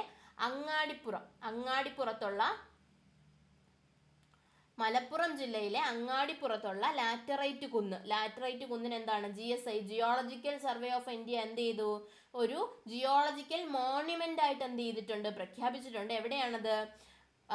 അങ്ങാടിപ്പുറമാണ്, മലപ്പുറം ജില്ലയാണ്. കേരളത്തിലെ ആദ്യത്തെ ജിയോളജിക്കൽ മോണ്യുമെന്റ് എന്ത് തന്നെയാണ്? ഈ നമ്മുടെ അങ്ങാടിപ്പുറത്തുള്ള ഈ ലാറ്ററൈറ്റ് കുന്ന് തന്നെയാണ്. അപ്പോൾ GSI ആണ് ജിയോളജിക്കൽ മോണ്യുമെന്റ് പ്രൊക്ലൈം ചെയ്യുന്നത്. അപ്പോൾ കേരളത്തിൽ ആദ്യമായിട്ട് GSI ഒരു ജിയോളജിക്കൽ സർവേ ഓഫ് ഇന്ത്യ പ്രഖ്യാപിച്ച ഒരു ജിയോളജിക്കൽ മോണ്യുമെന്റ് ആണ് അങ്ങാടിപ്പുറത്തുള്ള ലാറ്ററൈറ്റ് കുന്നെന്ന് പറയുന്നത്. ഇനി ഒരു ജിയോളജിക്കൽ മോണ്യുമെന്റ് കൂടി കേരളത്തിലുണ്ട്. ഏതാണെന്ന് അറിയാമോ? ഒരു ജിയോളജിക്കൽ മോണ്യുമെന്റ് കൂടി GSI അംഗീകരിച്ചിട്ടുള്ള ഒരു ജിയോളജിക്കൽ മോണ്യുമെന്റ് കൂടി കേരളത്തിലുണ്ട്. ഏതാണെന്ന് അറിയാമോ?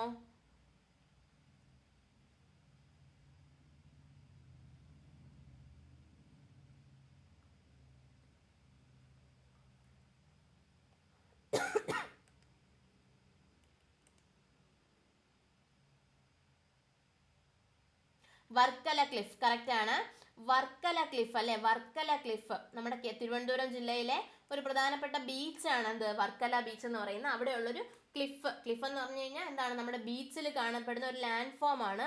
ബീച്ചിൽ ഇങ്ങനെ വെർട്ടിക്കലായിട്ട് വന്ന് ഒരു കുന്നങ്ങ് എൻഡ് ചെയ്യും. അതിനെയാണ് നമ്മൾ ക്ലിഫുകൾ എന്ന് പറയുന്നത്. നമ്മൾ കുറച്ചുകൂടി ജനറൽ ജോഗ്രഫി പഠിക്കുന്ന സമയം നമ്മൾ ഈ ക്ലിഫിനെ പറ്റിയൊക്കെ പഠിക്കും. അപ്പം അങ്ങനെ കാണപ്പെടുന്ന ഒരു ക്ലിഫാണ് ഈ വർക്കല ക്ലിഫ് എന്ന് പറയുന്നത്. വർക്കല ക്ലിഫിനെയും ജിയോളജിക്കൽ മോണ്യുമെന്റ് ആയിട്ട് പ്രഖ്യാപിച്ചിട്ടുണ്ട്. ഇനി കേരളത്തിൽ ഏറ്റവും കൂടുതലായി കാണപ്പെടുന്ന ശിലകൾ, കല്ല് ചോദിച്ചു കഴിഞ്ഞാൽ ലാറ്ററൈറ്റ് ആണ്. ശില ചോദിച്ചു കഴിഞ്ഞാൽ കായാന്തരശില അല്ലെങ്കിൽ മെറ്റാമോർഫിക് റോക്കുകളാണ് എന്ത് നമ്മുടെ കേരളത്തിൽ ഏറ്റവും കൂടുതലായിട്ട് കാണപ്പെടുന്ന കല്ലുകൾ എന്ന് പറയുന്നത്. മെറ്റാമോർഫിക് അല്ലെങ്കിൽ കായാന്തര ശിലകളാണ് എന്ത് ചെയ്യുന്നത് നമ്മുടെ കേരളത്തിൽ ഏറ്റവും കൂടുതലായിട്ട് കാണപ്പെടുന്ന ശിലകൾ എന്ന് പറയുന്നത്. ഇനി അതുപോലെ തന്നെ എന്താണ് പാലക്കാട് അല്ലേ, നമുക്കറിയാം കേരളത്തിന്റെ നെല്ലറ എന്നറിയപ്പെടുന്ന പാലക്കാട് അല്ലേ. പാലക്കാട് ജില്ലയിൽ എന്താണ് പാലക്കാട് ജില്ലാ പഞ്ചായത്തിന്റെ സഹകരണത്തോടെ എന്താണ് കേരള കാർഷിക സർവകലാശാലയിലെ ശാസ്ത്രജ്ഞര് തയ്യാറാക്കിയ എന്താണ് നെൽകൃഷിയിലേക്ക് കർഷകരെ തിരിച്ചു കൊണ്ടുവരാൻ വേണ്ടി എന്താണ് തയ്യാറാക്കിയ ഒരു പദ്ധതിയാണ് എന്ത് ഗലസ പദ്ധതി എന്ന് പറയുന്നത്. ഗലസ പദ്ധതി എന്ന് പറയുന്നത് എന്താണ് നമ്മുടെ എന്താണ് പാലക്കാടുള്ള കർഷകരെ എന്ത് ചെയ്യാണ് തിരിച്ചു കൊണ്ടുവരാൻ വേണ്ടിയിട്ട് അല്ലെ, കൃഷിയിലേക്ക് തിരിച്ചു കൊണ്ടുവരാൻ വേണ്ടിയിട്ട് പാലക്കാട് ജില്ലാ പഞ്ചായത്തും കാർഷിക സർവകലാശാല ഗവേഷകരും കൂടെ ചേർന്ന് എന്ത് ചെയ്ത ഏറ്റെടുത്ത ഒരു പദ്ധതിയാണ്. 91 കേട്ടോ, 91 എന്ത് ചെയ്തത് സ്റ്റാർട്ട് ചെയ്ത പദ്ധതിയാണ് ഗലസ പ്രോജക്റ്റ് എന്ന് പറയുന്നത്. Group approach to locally adaptable and sustainable agriculture, അതാണ് ഗലസ എന്ന് പറയുന്നത്. ജസ്റ്റ് അറിഞ്ഞിരുന്നാൽ മതി, ചോദ്യമൊക്കെ ഈ ഭാഗത്ത് നിന്ന് വരാനുള്ള സാധ്യത കുറവാണ്. ഞാൻ ജസ്റ്റ് എന്ത് ചെയ്യുക ഗലസ പ്രോജക്റ്റ് എന്ത് ചെയ്യുക ജസ്റ്റ് അറിഞ്ഞിരിക്കുക. കർഷകരെ എന്താണ് തിരിച്ച് നെൽകൃഷിയിലേക്ക് കൊണ്ടുവരാൻ വേണ്ടിയിട്ടുള്ളതാണ്. ആരൊക്കെ പാലക്കാട് ജില്ലാ പഞ്ചായത്തും അതുപോലെ തന്നെ എന്താണ് കേരള കാർഷിക ഗവേഷണ സർവകലാശാല അല്ലേ, അവർ രണ്ടുപേരും കൂടി ചേർന്ന് കൊണ്ടുവന്ന ഒരു പ്രോജക്റ്റ് ആണ് group approach to locally adaptable and sustainable agriculture എന്നുള്ളതാണ് ഈ ഗലസയുടെ എന്താണ് ഫുൾ ഫോം എന്ന് പറയുന്നത്. Group approach to locally adaptable and sustainable agriculture. Group approach to locally adaptable and sustainable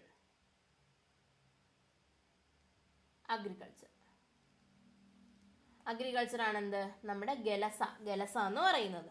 ഇനി നമുക്കറിയാം ഇപ്പൊ നമ്മൾ എന്താണ് നമ്മുടെ FAO എന്ത് ചെയ്യുന്നുണ്ട്, സോയിലിനെ എന്താണ് ക്ലാസിഫൈ ഒക്കെ ചെയ്യുന്നുണ്ട് അല്ലെ, പല ഗ്രൂപ്പുകളായിട്ട് എന്ത് ചെയ്യുന്നുണ്ട് ക്ലാസിഫൈ ചെയ്യുന്നുണ്ട്. ഇനി FAO food and agriculture organisation ഒക്കെ വരുന്നതിന് മുന്നേ എന്താണ് പ്രാചീന കാലം തൊട്ടേ എന്താണ് മനുഷ്യര് മണ്ണിനെ വർഗീകരിച്ചിരുന്നു. അന്നിങ്ങനെ അതിനകത്തുള്ള കണ്ടന്റ് ഒന്നും ബേസിലായിട്ടല്ല അവരെന്ത് ചെയ്തിട്ടുണ്ടായിരുന്നത് ഈ ക്ലാസിഫിക്കേഷൻ നടത്തിയിട്ടുണ്ടായിരുന്നു. ജസ്റ്റ് മണ്ണ് ഫലഭൂയിഷ്ടമായിട്ടുള്ളതാണോ, അവിടെ നിന്ന് കൃഷി ചെയ്താൽ നല്ല വിളവ് കിട്ടുമോ ഇല്ലേ എന്നുള്ളൊരു കാര്യം മാത്രമേ എന്ത് ചെയ്തിട്ടുണ്ടായിരുന്നുള്ളൂ അന്ന് അവർ കൺസിഡർ ചെയ്തിട്ടുണ്ടായിരുന്നുള്ളൂ. ആ ഒരു ക്ലാസിഫിക്കേഷനിൽ പ്രധാനമായിട്ടും മണ്ണിന് 2 രീതിയിലാണ് എന്ത് ചെയ്തത് ക്ലാസിഫൈ ചെയ്തിട്ടുണ്ടായിരുന്നുള്ളത്, ഉർവരയും ഉഷര എന്നുള്ള രീതിയിലാണ് എന്ത് ചെയ്തത് സോയിലിനെ അന്ന് ക്ലാസിഫൈ ചെയ്തിട്ടുള്ളത്. ഇത് ഉർവര എന്ന് പറയുന്നത് വളരെ ഫലഭൂയിഷ്ടമായിട്ടുള്ള മണ്ണാണെന്നുണ്ടെങ്കിൽ ഊഷര എന്ന് പറയുന്നത് ഫലഭൂയിഷ്ടമല്ലാത്ത വലിയ കൃഷിയൊന്നും ചെയ്താൽ വലിയ വിളവൊന്നും കിട്ടാത്ത മണ്ണിനങ്ങളെയാണ് ഊഷര എന്ന് പറയുന്നത്. അപ്പോൾ സോയിൽ ക്ലാസിഫിക്കേഷനിൽ പ്രധാനമായിട്ട് 2 രീതിയിലാണ് പ്രാചീന കാലഘട്ടത്തിൽ മണ്ണിനെ വർഗീകരിച്ചിരുന്നത്. എന്തിന്റെ ബേസിസിലായിരുന്നു, മണ്ണ് ഫലഭൂയിഷ്ടമാണോ അല്ലേ എന്നുള്ളൊരു ബേസിസിലാണ് എന്ത് ചെയ്തത് മണ്ണിനെ വർഗീകരിച്ചിട്ടുണ്ടായിരുന്നത്. അതിൽ ഉർവര എന്ന് പറയുന്നത് വളരെ ഫലഭൂയിഷ്ടമായിട്ടുള്ള മണ്ണാണെന്നുണ്ടെങ്കിൽ ഊഷര എന്ന് പറയുന്നത് അത്ര ഫലഭൂയിഷ്ടമല്ലാത്ത കൃഷി ചെയ്താൽ അത്രയും വിളവ് കിട്ടാത്ത മണ്ണിനങ്ങളെയാണ് ഊഷര എന്ന് പറയുന്നത്. ഇത് നമ്മൾ കേരളത്തിൽ പ്രധാനമായിട്ട് കാണുന്ന ഒരു 8 ഇനം മണ്ണുകളെയാണ് നമ്മൾ എന്ത് ചെയ്യുന്നത്. ഇനി ഈ 8 ഇനം മാത്രമാണോ കേരളത്തിൽ കാണുന്നതെന്ന് വെച്ച് കഴിഞ്ഞാൽ അല്ല, വളരെ ചെറിയ രീതിയിൽ നമ്മൾ പ്രാദേശികമായിട്ട് നമുക്ക് പറഞ്ഞു പോയി കഴിഞ്ഞാൽ ഒരുപാട് ഇനം മണ്ണുകളെ പറ്റി നമുക്ക് എന്ത് ചെയ്യാൻ പറ്റും കേരളത്തിൽ പറയാൻ കഴിയും. എന്നാലും മെയിനായി നമ്മൾ ഈ 8 ഇനങ്ങളെയാണ് അറിഞ്ഞിരിക്കേണ്ടത്. അതിൽ ഫസ്റ്റ് വൺ എന്ന് പറയുന്നത് കേരളത്തിൽ ഏറ്റവും കൂടുതലായി കാണപ്പെടുന്ന ലാറ്ററൈറ്റ് മണ്ണ് നമുക്കറിയാം അല്ലേ. കേരളത്തിൽ 65%, കേരളത്തിന്റെ ടോട്ടൽ വിസ്തീർണം എടുത്തു കഴിഞ്ഞാൽ അതിൽ ഏകദേശം 65% കാണുന്ന മണ്ണിനും ഏത് തന്നെയാണ് നമ്മുടെ ലാറ്ററൈറ്റ് മണ്ണുകൾ തന്നെയാണ്. അതുപോലെ തന്നെ കൂടുതലായി കാണുന്നത് എവിടെയാണ്, ഇടനാട്ടിലാണ് അല്ലേ. കൂടുതലായി കാണുന്നത് ഇടനാട്ടിലാണ്. നമ്മൾ അന്ന് തന്നെ കേരളത്തിന്റെ ഫിസിയോഗ്രഫിയെ പറ്റി പഠിച്ചപ്പോൾ നമ്മൾ പറഞ്ഞിട്ടുണ്ടായിരുന്നു ഇടനാട്ടിലാണ് എന്ത് ചെയ്യുന്നത് കൂടുതലായിട്ട് കാണുന്നത്. ഇനി കുറച്ച് മലബാർ റീജിയനിലോട്ടൊക്കെ ഉള്ള ആൾക്കാരാണെന്നുണ്ടെങ്കിൽ മലപ്പുറം അല്ലെങ്കിൽ കോഴിക്കോട് കാസർഗോഡ് റീജിയനിൽ നിന്നൊക്കെ ഉള്ള ആൾക്കാരാണ് ഈ ക്ലാസ് കേൾക്കുന്നതെന്നുണ്ടെങ്കിൽ അവർക്കറിയാലേ അവരുടെ വീടിന്റെ കൺസ്ട്രക്ഷൻ ഏറ്റവും കൂടുതൽ ഉപയോഗിക്കുന്ന ഒരു മണ്ണാണ് ഈ ലാറ്ററൈറ്റ് എന്ന് പറയുന്നത്. ലാറ്ററൈറ്റ് എന്ന് പറയുന്നത് അയൺ ആൻഡ് അലൂമിനിയം റിച്ച് ആയിട്ടുള്ള, അയണും അലൂമിനിയവും വളരെയധികം കൂടുതലുള്ള മണ്ണിനെയാണ് നമ്മൾ ലാറ്ററൈറ്റ് മണ്ണെന്ന് പറയുന്നത്. ലാറ്ററൈറ്റ് മണ്ണ് തന്നെ അറിയപ്പെടുന്ന മറ്റൊരു പേരെന്താണ്, ചെങ്കൽ മണ്ണ് അല്ലെങ്കിൽ വെട്ടുകൽ മണ്ണ് എന്നൊക്കെ അറിയപ്പെടുന്ന, ചെങ്കൽ മണ്ണ് വെട്ടുകൽ മണ്ണ് എന്നൊക്കെ അറിയപ്പെടുന്ന മണ്ണിനവും ഏത് തന്നെയാണ്? ലാറ്ററൈറ്റ് മണ്ണ് തന്നെയാണ്. ഇനി ലാറ്ററൈറ്റ് മണ്ണ് കൂടുതലായിട്ടും ഫോം ചെയ്യുന്നത് എവിടെയാണ്? ലാറ്ററൈറ്റ് മണ്ണ് കൂടുതലായിട്ടും ഫോം ചെയ്യുന്നത് എവിടെയാണ്? നമ്മുടെ ട്രോപ്പിക്കൽ റീജിയനിലാണ്. ട്രോപ്പിക്കൽ റീജിയൻസിലാണ് എന്ത് ചെയ്യുന്നത്? കൂടുതലായിട്ട് കാണുന്നത്. കുറച്ചും കൂടെ വ്യക്തമായി പറഞ്ഞു കഴിഞ്ഞാൽ മൺസൂൺ കാലാവസ്ഥ, മൺസൂൺ കാലാവസ്ഥ അനുഭവപ്പെടുന്ന സ്ഥലങ്ങളിലാണ് എന്ത്? നമ്മുടെ ലാറ്ററൈറ്റ് മണ്ണ് ഏറ്റവും കൂടുതലായിട്ട് കാണപ്പെടുന്നത്. അതിന് കാര്യം എന്താണ്? ഈ ലാറ്ററൈറ്റ് മണ്ണ് ഫോം ചെയ്യണം എന്നുണ്ടെങ്കിൽ ശക്തമായ മഴയും വേണം, അതുപോലെ തന്നെ ഉയർന്ന താപനിലയും വേണം. ശക്തമായ മഴയും ഉയർന്ന താപനിലയും വേണം. എന്താണ്? ലാറ്ററൈറ്റ് മണ്ണുകളുടെ രൂപീകരണം. നമുക്കറിയാലോ, നമ്മളൊക്കെ മൺസൂൺ ക്ലൈമറ്റിൽ ഇരിക്കുന്ന ആൾക്കാരാണ്. നമുക്കറിയാം നല്ല മഴയും ഉണ്ട്, നല്ല ചൂടുള്ള പ്രദേശങ്ങളാണ് എന്ത്? പൊതുവെ കേരളം എന്ന് പറയുന്നത്. അതുകൊണ്ടാണ് എന്ത്? കേരളത്തിൽ ലാറ്ററൈറ്റ് മണ്ണ് ഒരുപാട് ഉണ്ടാവാനുള്ള റീസൺ എന്ന് പറയുന്നത് എന്താണ്? ഈ ഒരു മൺസൂൺ ക്ലൈമറ്റിന്റെ എന്താണ്? പ്രസൻസ് ആണ്. അതുപോലെ തന്നെ എന്താണ്?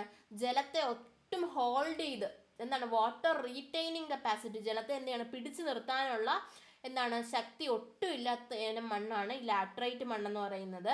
ജലത്തെ താങ്ങി നിർത്താൻ ശക്തി ഇല്ലാത്തത് കൊണ്ട് തന്നെ എന്താണ്? പുറത്തൂടെ പെട്ടെന്ന് എന്ത് ചെയ്യും? വെള്ളം ഒഴുകിപ്പോവും. അപ്പം മണ്ണൊലിപ്പിന് വിധേയമാകുന്ന തരത്തിലുള്ള മണ്ണുകളാണ് ലാറ്ററൈറ്റ് മണ്ണുകൾ എന്ന് പറയുന്നത്. മണ്ണൊലിപ്പിന് വിധേയമാകുന്ന തരത്തിലുള്ള മണ്ണുകളാണ് ലാറ്ററൈറ്റ് മണ്ണുകൾ എന്ന് പറയുന്നത്. ഈ മണ്ണൊലിപ്പ് നടക്കുന്നത് കൊണ്ട് തന്നെ എന്താണ്? ഫലഭൂയിഷ്ഠത അത്ര കണ്ടില്ലാത്ത ഇനം മണ്ണുകളാണ് ലാറ്ററൈറ്റ് മണ്ണുകൾ എന്ന് പറയുന്നത്.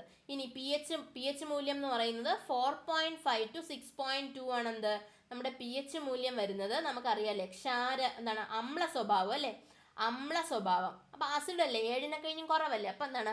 അമ്ല സ്വഭാവം കാണിക്കുന്ന ഒരു മണ്ണാണ് ലാറ്ററൈറ്റ് മണ്ണെന്ന് പറയുന്നത്. ഇനി ഇവരുടെ പ്രത്യേകത എന്ന് പറയുന്നത് നനഞ്ഞിരിക്കുമ്പോൾ എന്തായിരിക്കും? ഇച്ചിരി സോഫ്റ്റും, എന്നാൽ ഉണങ്ങി കഴിയുന്ന സമയത്ത് എന്തായിരിക്കും? കുറച്ച് ശക്തവുമാകുന്ന മണ്ണിനുമാണ് ഈ ലാറ്ററൈറ്റ് മണ്ണെന്ന് പറയുന്നത്. വേറൊരു പ്രത്യേകത എന്ന് പറയുന്നത് ഇത് എത്രത്തോളം നാള് ഈ മഴയും വെയിലും ഒക്കെ കൊണ്ടുകൊണ്ടിരിക്കുന്നോ, അല്ലെങ്കിൽ എന്താണ് നമ്മുടെ ഈ ഒരു എന്താണ് സർഫസ് കണ്ടീഷനിലിരുന്ന് മഴയും വെയിലും ഒക്കെ ഇങ്ങനെ ആൾട്ടർനേറ്റീവായിട്ട് കൊണ്ടുകൊണ്ടിരിക്കുന്നോ അത്രത്തോളം എന്ത് ചെയ്യും? ഈ മണ്ണ് സ്ട്രോങ് ആയിക്കൊണ്ടേയിരിക്കും.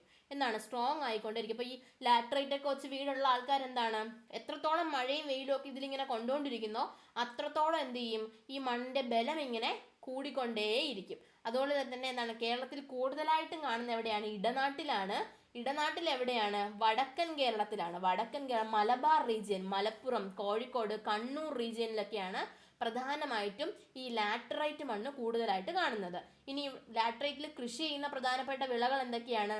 റബ്ബർ, കുരുമുളക്, കശുമാവ്, കാപ്പി എന്നിവയൊക്കെ എന്ത് ചെയ്യാൻ കഴിയും? ലാറ്ററൈറ്റ് മണ്ണിൽ കൃഷി ചെയ്യാൻ വേണ്ടിയിട്ട് പറ്റും. അപ്പം നമുക്കറിയാം അങ്ങാടിപ്പുറം ലാറ്ററൈറ്റ് കുന്ന് എന്ന് പറയുന്നത് ഒരു ജിയോ ഹെറിറ്റേജ് ആണ്. നമ്മൾ പറഞ്ഞല്ലേ, GSIയുടെ ഒരു ജിയോളജിക്കൽ മോണുമെന്റ് ആണ് അങ്ങാടിപ്പുറം ലാറ്ററൈറ്റ് എന്ന് പറയുന്നത്. അപ്പം നമ്മളിപ്പോൾ എന്തൊക്കെയാണ് പറഞ്ഞത്? കേരളത്തിൽ ഏറ്റവും കൂടുതൽ കാണപ്പെടുന്നത് 65%. ഈ ശതമാനം എന്ത് ചെയ്തിട്ടുണ്ട്? ഒരു പ്രീവിയസ് ക്വസ്റ്റ്യനിൽ ചോദിച്ചിട്ടുണ്ട്. അതുകൊണ്ട് അത് മറക്കാതെ പഠിച്ചു വെച്ചിരിക്കുക. 65%. ഇനി അറിയപ്പെടുന്ന മറ്റു പേരുകൾ എന്തൊക്കെയാണ്? ചെങ്കൽ മണ്ണ്, വെട്ടുകൽ മണ്ണ് എന്നൊക്കെ എന്ത് ചെയ്യുന്നുണ്ട്?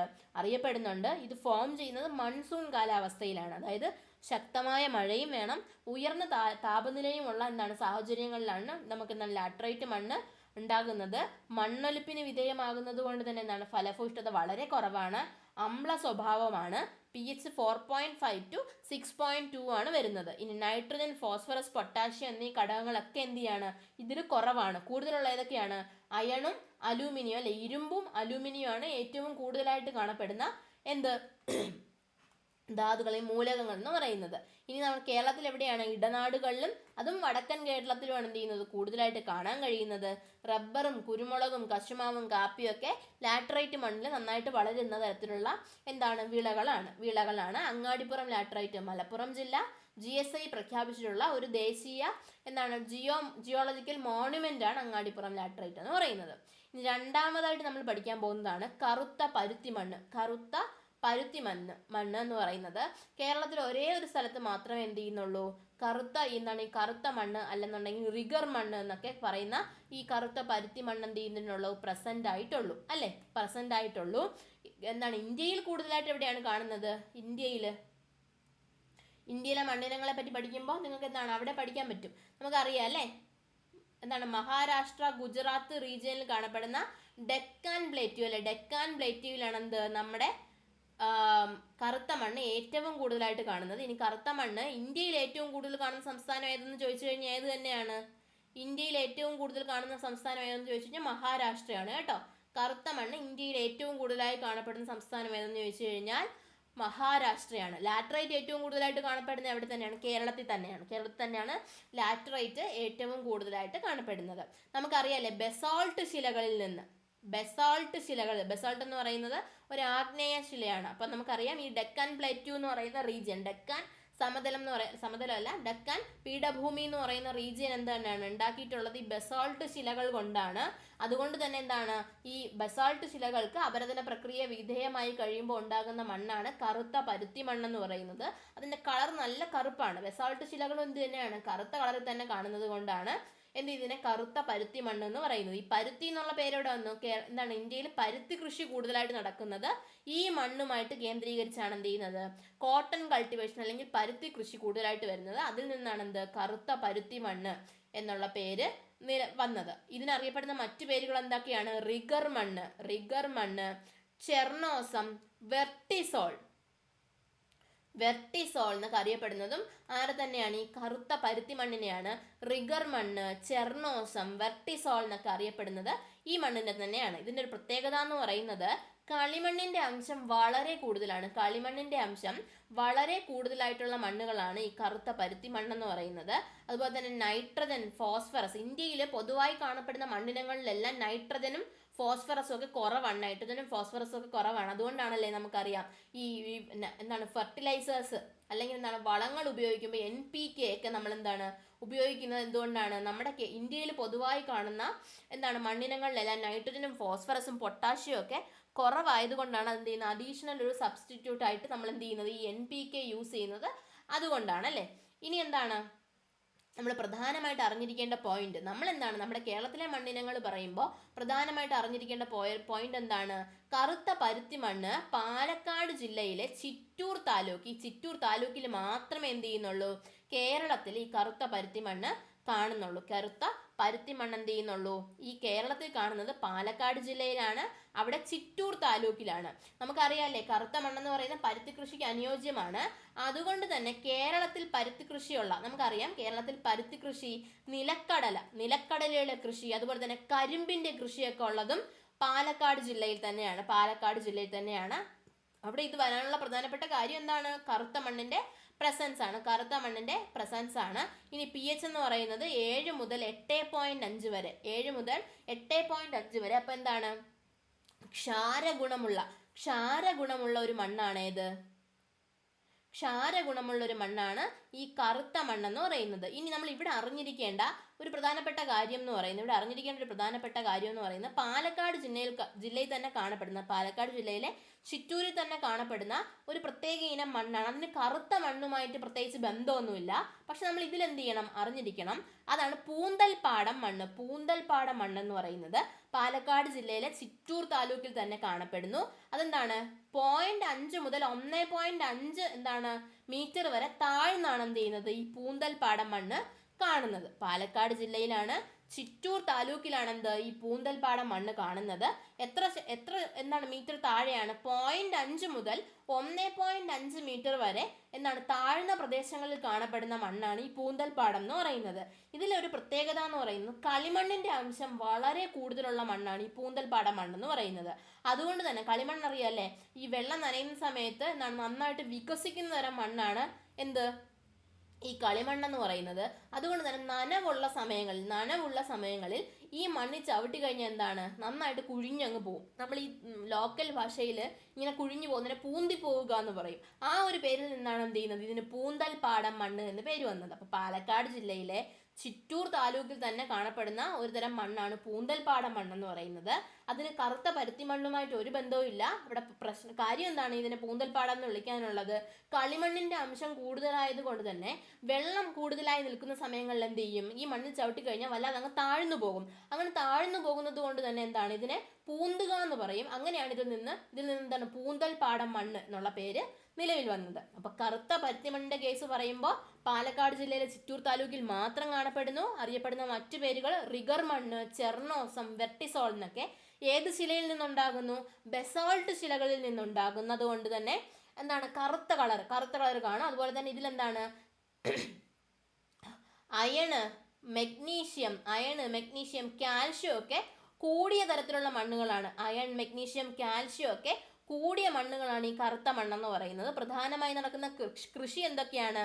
കരിമ്പ്, നിലക്കടല, പരുത്തി. അപ്പം എന്താണ് കേരളത്തിൽ ഈ കൃഷികൾ കാണുന്ന ഒരേ ഒരു സ്ഥലവും ഈ പാലക്കാട് തന്നെയാണ്. അപ്പം അതും ഇതും കൂടെ കണക്ട് ചെയ്ത് പഠിക്കുക. പിന്നെ എന്താണ് ക്ഷാരഗുണമാണ് അല്ലേ? ക്ഷാരഗുണമാണ് pH എന്ന് പറയുന്നത് 7 മുതൽ 8.5 വരെയാണ് കാണുന്നത്. ഇനി അവിടെ നമ്മൾ അറിഞ്ഞിരിക്കേണ്ട വേറൊരു കാര്യം എന്താണ്? പാലക്കാട് ജില്ലയിലെ ചിറ്റൂരിൽ തന്നെ കാണപ്പെടുന്ന 0.5 മുതൽ 1.5 മീറ്റർ വരെ എന്താണ് താഴ്ന്നു കാണപ്പെടുന്ന മണ്ണാണ് പൂന്തൽപ്പാടം എന്ന് പറയുന്നത്. കളിമണ്ണിന്റെ അംശം കൂടുതലായി കാണപ്പെടുന്ന മണ്ണിനങ്ങളാണ് ഈ പൂന്തൽപ്പാടം മണ്ണുകൾ എന്ന് പറയുന്നത്. ഇനി അടുത്തതായി നമ്മൾ പഠിക്കാൻ പോകുന്നത് ചെമ്മണ്ണ്. പേരിൽ തന്നെ അറിയാം അല്ലേ? നിറം എന്തായിരിക്കും? ചുവപ്പ് നിറത്തിലുള്ള മണ്ണുകളാണ് ഈ ചെമ്മണ്ണ് എന്ന് പറയുന്നത്. അയൺ ഓക്സൈഡ് അല്ലെങ്കിൽ ഫെറിക് ഓക്സൈഡിന്റെ എന്നൊക്കെ പറഞ്ഞു കഴിഞ്ഞാൽ എന്താണ് ശരിയാണ്.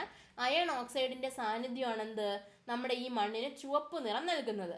പ്രാദേശികമായിട്ട് ഇതിനെ തേരി മണ്ണ് എന്നാണ് അറിയപ്പെടുന്നത്. പ്രാദേശികമായി തേരി മണ്ണ് എന്നറിയപ്പെടുന്നു. നമ്മുടെ തിരുവനന്തപുരം ഭാഗത്തൊക്കെ തേരി എന്ന് പറഞ്ഞു കഴിഞ്ഞാൽ കുന്ന്, പൊക്കമുള്ള പ്രദേശം എന്നാണ് എന്ത് അർത്ഥം എന്ന് പറയുന്നത്. അതുപോലെ തന്നെ എന്താണ് കുന്നിൻ ചെരുവുകളിലാണ് കൂടുതലായിട്ട് ഇവർ കാണുന്നത്. അപ്പോൾ ചെമ്മണ്ണ് അയൺ ഓക്സൈഡിന്റെ സാന്നിധ്യം കാരണം എന്താണ് ഇതിന് ചുവപ്പ് നിറമുണ്ട്. പ്രാദേശികമായി തേരി മണ്ണ് എന്നറിയപ്പെടുന്നു. തിരുവനന്തപുരം ഭാഗത്തൊക്കെ തേരി എന്ന് പറഞ്ഞു കഴിഞ്ഞാൽ അതിന്റെ അർത്ഥം എന്ന് പറഞ്ഞാൽ കുന്ന് അല്ലെങ്കിൽ ഉയരമുള്ള ഭാഗം എന്നൊക്കെയാണ് തേരി എന്ന് പറഞ്ഞു കഴിഞ്ഞാൽ അർത്ഥം. അപ്പൊ അതുകൊണ്ട് തന്നെ കുന്നിൻ ചെരുവുകളിലാണ് കൂടുതലായിട്ടും ഈ ചെമ്മണ്ണ് കാണുന്നത്. ഇനി തിരുവനന്തപുരം ജില്ലയിലാണ് ചെമ്മണ്ണ് ഏറ്റവും കൂടുതലായിട്ട് കാണുന്നത്. കേരളത്തിൽ തിരുവനന്തപുരം ജില്ലയിലാണ് ചെമ്മണ്ണ് ഏറ്റവും കൂടുതലായിട്ട് കാണപ്പെടുന്നത്. തിരുവനന്തപുരത്തിന് തെക്ക് ഭാഗത്തായി അല്ലെങ്കിൽ എന്താണ് നെയ്യാറ്റിൻകര, പാറശാല ഭാഗങ്ങളിലേക്കൊക്കെ പോകുന്ന സമയത്താണ്, നെയ്യാറ്റിൻകര, പാറശാല ഭാഗങ്ങളിലേക്കൊക്കെ പോകുമ്പോഴാണ് ചെമ്മണ്ണ് ഏറ്റവും കൂടുതലായിട്ട് കാണപ്പെടുന്നത്. ഇനി നമുക്കറിയാമല്ലേ പാറശാലയ്ക്ക് അപ്പുറം തമിഴ്നാടാണ്. അപ്പം ഇന്ത്യയിൽ ചെമ്മണ്ണ് ഏറ്റവും കൂടുതലായിട്ട് കാണപ്പെടുന്ന സംസ്ഥാനം എന്ന് പറയുന്നത് തമിഴ്നാടാണ്. അപ്പോൾ തിരുവനന്തപുരത്തിന്റെ തെക്ക് ഭാഗം എന്ന് പറയുന്നത് തമിഴ്നാടുമായി അതിർത്തി പങ്കിടുന്ന ഭാഗമാണ്. അതുകൊണ്ട് തന്നെ എന്താണ് ചെമ്മണ്ണ് ഏറ്റവും കൂടുതലായി ഇന്ത്യയിൽ കാണപ്പെടുന്ന സംസ്ഥാനം എന്ന് പറയുന്നത് തമിഴ്നാടാണ്. ഇനി ഇവിടെ പ്രധാനമായിട്ടും വളരുന്ന വിളകൾ ഏതൊക്കെയാണ്? നാളികേരം, തെങ്ങ്, മരിച്ചീനി, അടയ്ക്ക അല്ലെങ്കിൽ പാക്ക് ഇവരൊക്കെയാണ് പ്രധാനമായിട്ടും ഇവിടെ എന്ത് ചെയ്യുന്നത്? കൃഷി ചെയ്യുന്നത്.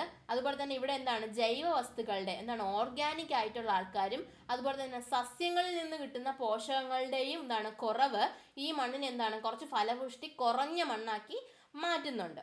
ഇനി നമ്മൾ അടുത്തതായി പഠിക്കാൻ പോകുന്നത് തീരദേശ മണ്ണ് എന്ന് പറയുന്നത് എന്താണ് തീരപ്രദേശങ്ങളുമായി അസോസിയേറ്റ് ചെയ്ത് കാണപ്പെടുന്ന മണ്ണാണ് തീരപ്രദേശ മണ്ണെന്ന് പറയുന്നത്. കേരളത്തിന്റെ പടിഞ്ഞാറൻ തീരത്തും സമതല പ്രദേശങ്ങളിലുമാണ് പ്രധാനമായിട്ടും തീരദേശ മണ്ണെന്ന് കാണുന്നത്.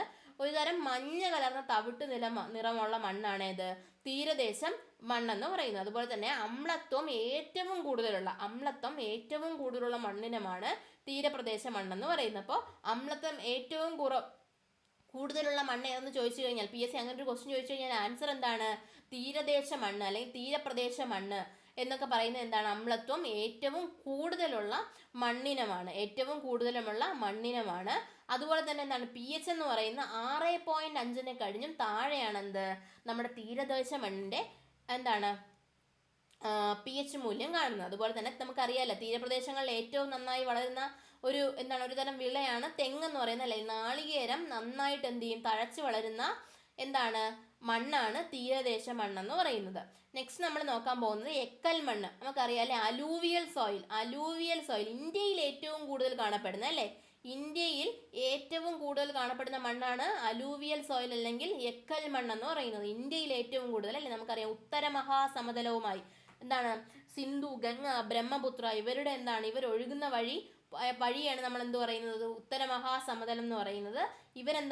നദികളുടെയും അതിൻ്റെ കൈവഴികളുടെയൊക്കെ നിക്ഷേപങ്ങളാണ് ഈ എക്കൽ മണ്ണുകൾ എന്ന് പറയുന്നത്. അതുകൊണ്ട് തന്നെ ഏറ്റവും കൂടുതൽ ഫലഭൂയിഷ്ടമായിട്ടുള്ള മണ്ണാണ് എക്കൽ മണ്ണുകൾ എന്ന് പറയുന്നത്. ഇന്ത്യയിൽ ഏറ്റവും കൂടുതലായി കാണപ്പെടുന്ന മണ്ണ് എക്കൽ മണ്ണാണ്. ഇന്ത്യയിൽ ഏറ്റവും കൂടുതൽ എക്കൽ മണ്ണ് കാണുന്ന സ്റ്റേറ്റ് ഏതാണ്? ബീഹാറാണ് കേട്ടോ. ഇന്ത്യയിൽ ഏറ്റവും കൂടുതലായി എക്കൽ മണ്ണ് കാണപ്പെടുന്ന സ്റ്റേറ്റ് എന്ന് പറയുന്നത് ബീഹാറാണ്. ഇനി ഇവിടുത്തെ പ്രത്യേകത എന്താണ്? പൊട്ടാസ്യത്തിന്റെ സാന്നിധ്യമാണ് എക്കൽ മണ്ണിന്റെ ഏറ്റവും കൂടുതലായിട്ടുള്ള പ്രത്യേകത എന്ന് പറയുന്നത്. കേരളത്തിലെ അല്ലെങ്കിൽ ഇന്ത്യയിലെ ഏറ്റവും ഫലഭൂയിഷ്ടമായിട്ടുള്ള കൃഷിക്ക് ഏറ്റവും അനുയോജ്യമായിട്ടുള്ള മണ്ണാണ് ഈ എക്കൽ മണ്ണെന്ന് പറയുന്നത്. അതുകൊണ്ടാണല്ലേ ഇന്ത്യയിൽ ഉത്തരമഹാസമതലം, നമ്മുടെ ഉത്തർപ്രദേശ്, ബീഹാർ, ആ ഒരു റീജിയനിൽ, അല്ലെങ്കിൽ ബംഗാൾ, ഈ ഒരു റീജിയനിലൊക്കെ എന്താണ് വളരെ ജനസാന്ദ്രത കൂടിയ സ്ഥലങ്ങളാണല്ലേ, ജനങ്ങൾ തിങ്ങിപ്പാർക്കുന്ന സ്ഥലമാണ്. അതിന് പ്രധാനപ്പെട്ട റീസൺ എന്താണ്? ഈ എക്കൽ മണ്ണിന്റെ സാന്നിധ്യമാണ് അല്ലെ, ഫലഭൂഷ്ടമായ ഈ മണ്ണിന്റെ സാന്നിധ്യമാണ് അവിടെ എന്ത് ചെയ്യുന്നത്, ജനങ്ങൾ തിങ്ങിപ്പാർക്കാനുള്ള പ്രധാനപ്പെട്ട റീസൺ എന്ന് പറയുന്നത്. ഓക്കെ, നമ്മൾ നെക്സ്റ്റ് നോക്കാൻ പോകുന്നു ഓണാട്ടുകര മണ്ണ്. ഓണാട്ടുകര മണ്ണ് എന്താണ്? കേരളത്തിന്റെ തീരപ്രദേശങ്ങളിൽ കാണപ്പെടുന്ന ഒരു തരത്തിലുള്ള തീരദേശ മണ്ണെന്നൊക്കെ നമുക്ക് വേണമെങ്കിൽ പറയാൻ കഴിയുന്ന എന്താണ് ഒരു മണ്ണാണ്, മണൽ മണ്ണാണ് ഓണാട്ടുകര. മണൽ മണ്ണും എക്കൽ മണ്ണും ഒക്കെ ആയിട്ടുള്ള ഒരു മിശ്രിതമാണ് ഈ ഓണാട്ടുകര മണ്ണെന്ന് പറയുന്നത്. പ്രധാനമായി കാണപ്പെടുന്നത് കൊല്ലം, ആലപ്പുഴ ജില്ലകളാണ്. അതിൽ കരുനാഗപ്പള്ളി, കാർത്തികപ്പള്ളി, മാവേലിക്കര താലൂക്ക്. ഈ ഒരു പ്രദേശത്തെ അറിയപ്പെടുന്ന പേരാണ് ഓണാട്ടുകര എന്ന് പറയുന്നത്. ഈ ഒരു പ്രദേശത്തെ അറിയപ്പെടുന്ന പേരാണ് ഓണാട്ടുകര എന്ന് പറയുന്നത്. കൊല്ലം, ആലപ്പുഴ ജില്ലകളിലായിട്ട് പരന്നു കിടക്കുന്നതാണ് ഓണാട്ടുകര എന്ന് പറയുന്ന ഈ ഒരു പ്രദേശം എന്ന് പറയുന്നത്. പ്രധാനപ്പെട്ട താലൂക്കുകൾ ഏതൊക്കെയാണ്, അല്ലെങ്കിൽ പ്രധാനപ്പെട്ട പ്രദേശങ്ങൾ ഏതൊക്കെയാണ്? കൊല്ലം ജില്ലയിലെ കരുനാഗപ്പള്ളി, കാർത്തികപ്പള്ളി, അതുപോലെ തന്നെ ആലപ്പുഴ ജില്ലയിലെ മാവേലിക്കര എന്നീ സ്ഥലങ്ങളെ ചേർത്ത് പിടിച്ചുകൊണ്ടാണ് എന്ത് ഓണാട്ടുകര മണ്ണ് പ്രധാനമായിട്ട് കാണുന്നത്. ഇനി എങ്ങനെ ഫോം ചെയ്തു? കടൽ വസ്തുക്കളുടെ നിക്ഷേപം, കടലിന്റെ നിക്ഷേപം കൊണ്ടാണ് എന്ത് നമ്മുടെ ഓണാട്ടുകര മണ്ണ് പ്രധാനമായിട്ടും കാണുന്നത്. പോഷകക്കുറവുണ്ട്.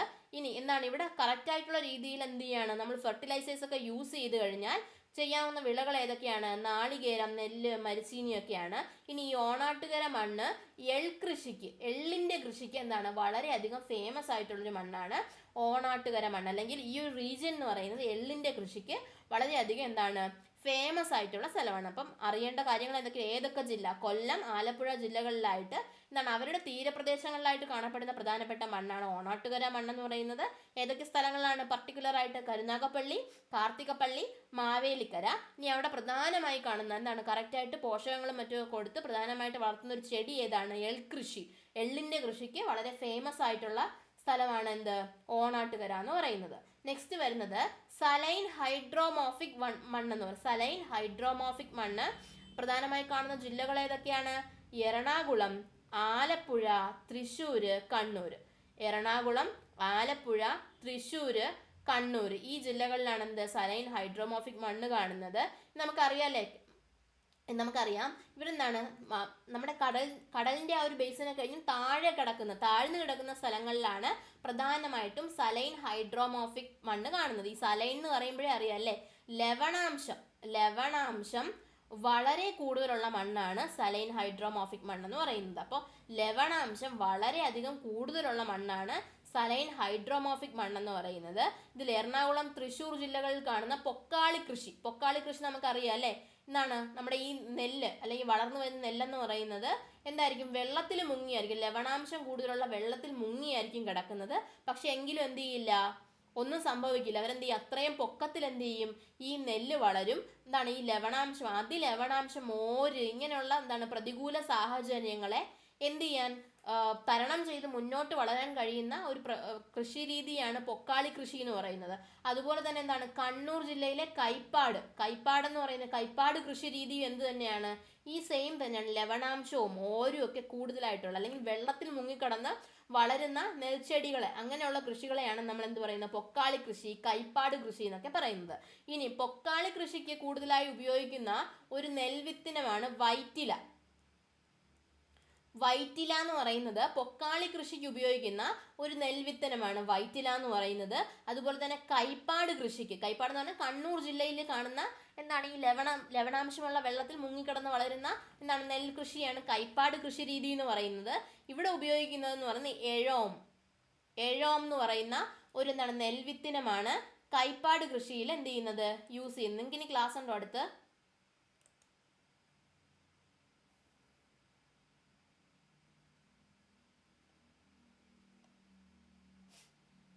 ക്ലാസ് ഉണ്ടോ?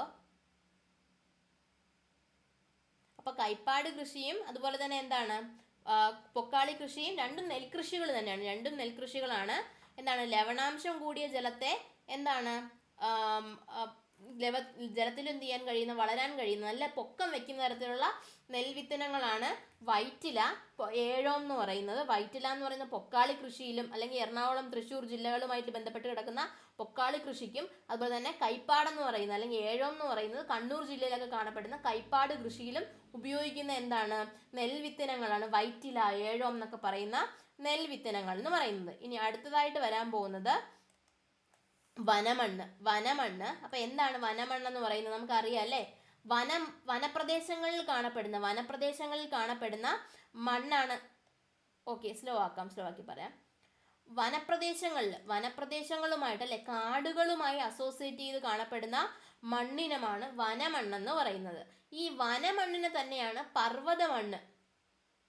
വനമണ്ണിന്റെ മറ്റൊരു വകഭേദം, പൂർണ്ണമായി വനമണ്ണെന്ന് പറയാൻ കഴിയില്ല, വനമണ്ണ് പോലെ തന്നെ ഇരിക്കുന്ന ഒരു മണ്ണാണ് പർവ്വതമണ്ണ് എന്ന് പറയുന്നത്. പർവ്വതമണ്ണ് എന്ന് പറയുന്നതും എന്താണ്, വനമണ്ണ് പോലെ ഇരിക്കുന്ന, ഏകദേശം എന്താണ് സിമിലർ ആയിട്ടുള്ള ആൾക്കാരാണ്, എന്നാലും അവർ രണ്ടുപേരും തമ്മിൽ ചെറിയ വ്യത്യാസങ്ങളുണ്ട്. ഈ പർവ്വതമണ്ണിൽ വനം ഉണ്ടായി കഴിയുമ്പോഴാണ് അത് വനമണ്ണായിട്ട് മാറുന്നത്. ഈ വനമണ്ണിൽ എന്താണ്, ഹ്യൂമസ് കണ്ടന്റ്, ഹ്യൂമസ് എന്താണ്, ജൈവാംശം വളരെയധികം കൂടുതലുള്ള മണ്ണാണ് വനമണ്ണെന്ന് പറയുന്നത്. പർവ്വതമണ്ണിൽ ജൈവാംശം കൂടുതലാണ്, പക്ഷെ അത്രത്തോളം വനമണ്ണ് അത്രയും ജൈവാംശം കൂടുതലുള്ളതല്ല പർവ്വതമണ്ണെന്ന് പറയുന്നത്. നിബിഡ വനങ്ങൾ തഴച്ചു വളരാൻ വേണ്ടി, നിബിഡ വനങ്ങൾ തഴച്ചു വളരാൻ വേണ്ടി ഏറ്റവും അനുയോജ്യമായിട്ടുള്ള മണ്ണ് ഏത് എന്ന് ചോദിച്ചു കഴിഞ്ഞാൽ അതിന് ആൻസർ എന്ന് പറയുന്നത് പർവ്വതമണ്ണാണ്. നിബിഡ വനങ്ങൾ എന്താണ്, തഴച്ചു വളരാൻ അനുയോജ്യമായിട്ടുള്ള മണ്ണ് ഏതെന്ന് ചോദിച്ചു കഴിഞ്ഞാൽ അതിൻ്റെ ആൻസർ പർവ്വതമണ്ണാണ്. അതെന്താണ് നമുക്കറിയാമല്ലേ, മലമുകളിലൊക്കെ കാണപ്പെടുന്ന മണ്ണാണ് ഈ പർവ്വത മണ്ണെന്ന് പറയുന്നത്. അതുപോലെ തന്നെ തേയില കൃഷിക്ക് അനുയോജ്യമായിട്ടുള്ള മണ്ണാണ് നിബിഡ വനങ്ങൾ അല്ലെ, വളരെ ഇടതൂർന്ന വനങ്ങൾ തഴച്ചു വളരാൻ വേണ്ടിയിട്ട് അനുയോജ്യമായിട്ടുള്ള മണ്ണും പർവ്വത മണ്ണ് തന്നെയാണ്. അപ്പൊ പർവ്വതമണ്ണും വനമണ്ണും ഏകദേശം നമുക്ക് വേണമെങ്കിൽ സിനോണിമസ് ആയി ഉപയോഗിക്കാൻ കഴിയുന്ന തരത്തിലുള്ള മണ്ണിനങ്ങളാണ് വനമണ്ണും പർവ്വതമണ്ണും എന്ന് പറയുന്നത്. ഇനി ഇവർ കൂടുതലായിട്ട് കാണപ്പെടുന്ന എവിടെയാണ്, ഇടുക്കി, പാലക്കാട്, വയനാട്